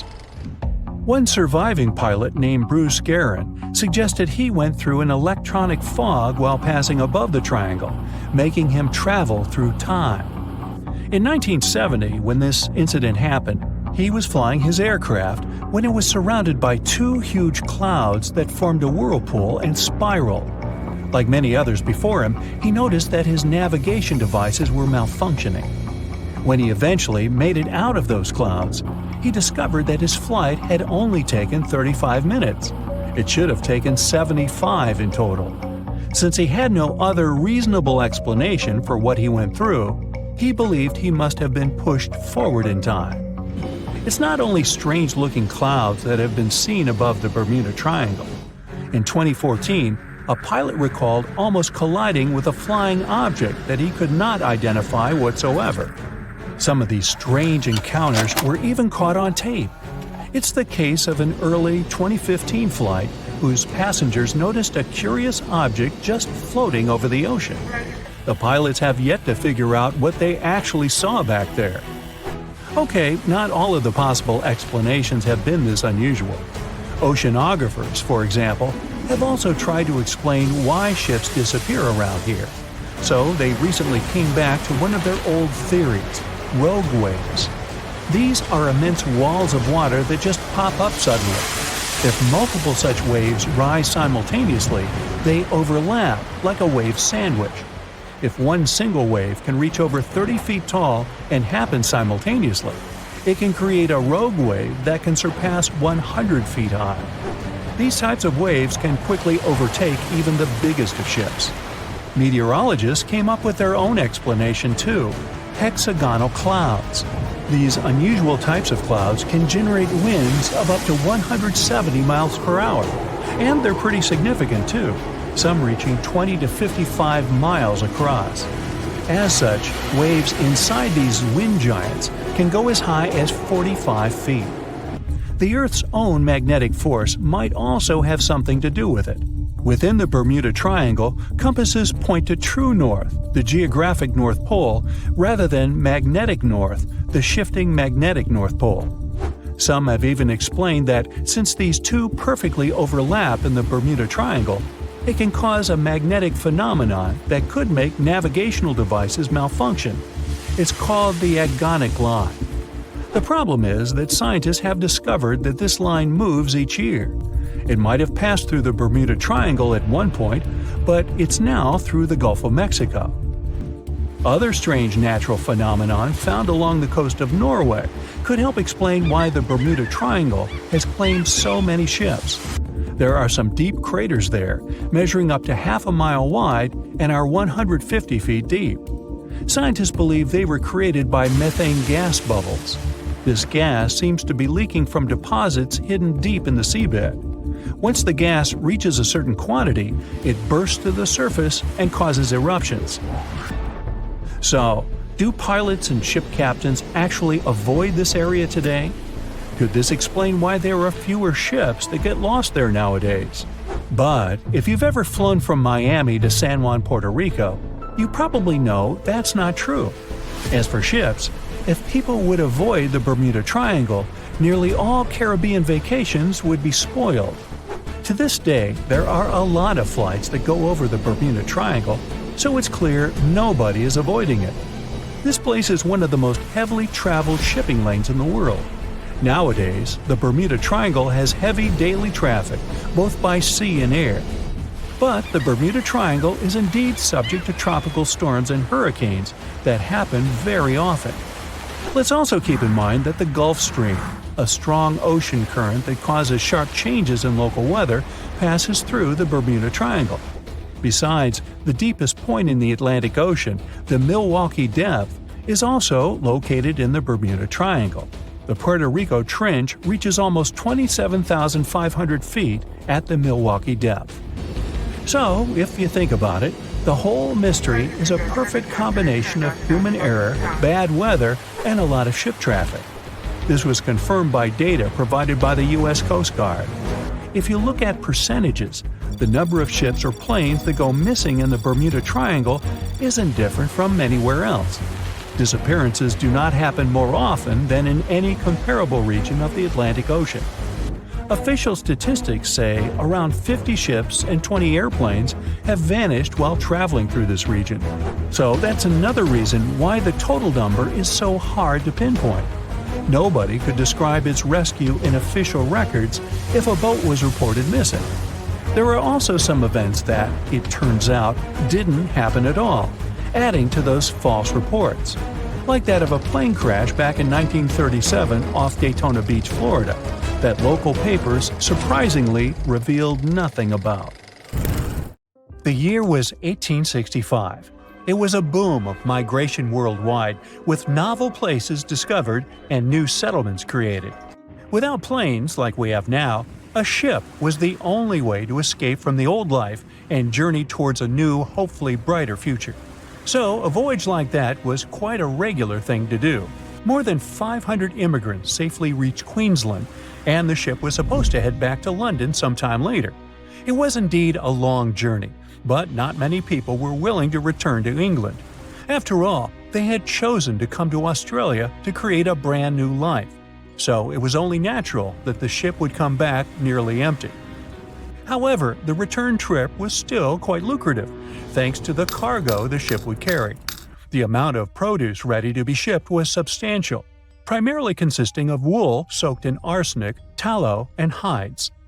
It was two birds with one stone. Not only could the crew wait out the winter, warm in Australia, while England endured bitter cold, but they also wouldn't waste their time. With the sheer volume of produce to be loaded, it would take them around 3 months to accomplish this task. Reports were circulating that the Fiery Star was almost done loading up, but it turned out that the assessment was a bit too optimistic. To pass the time, Captain Ewell thought it would be a good idea to reach out to the Acclimatization Society and offer to help transport any animals they wanted to send to England on the Fiery Star. He already had some emus and kangaroos on board, but there was still room. The society held a vote, and they were totally on board, pun intended, with Captain Ewell's idea. They figured sending some taligalas would be a great plan. Even though a few of these birds were already in England, the French Society needed a couple, and they could get them shipped there through England. Little did the crew know that all this cargo, all the produce they were willing to sell in England, would ultimately lead to the ship's destruction. Not only was the Fiery Star lost, but most of the people on board did not survive to complete the voyage. March 23rd. That was the day when the ship manifest was finally published.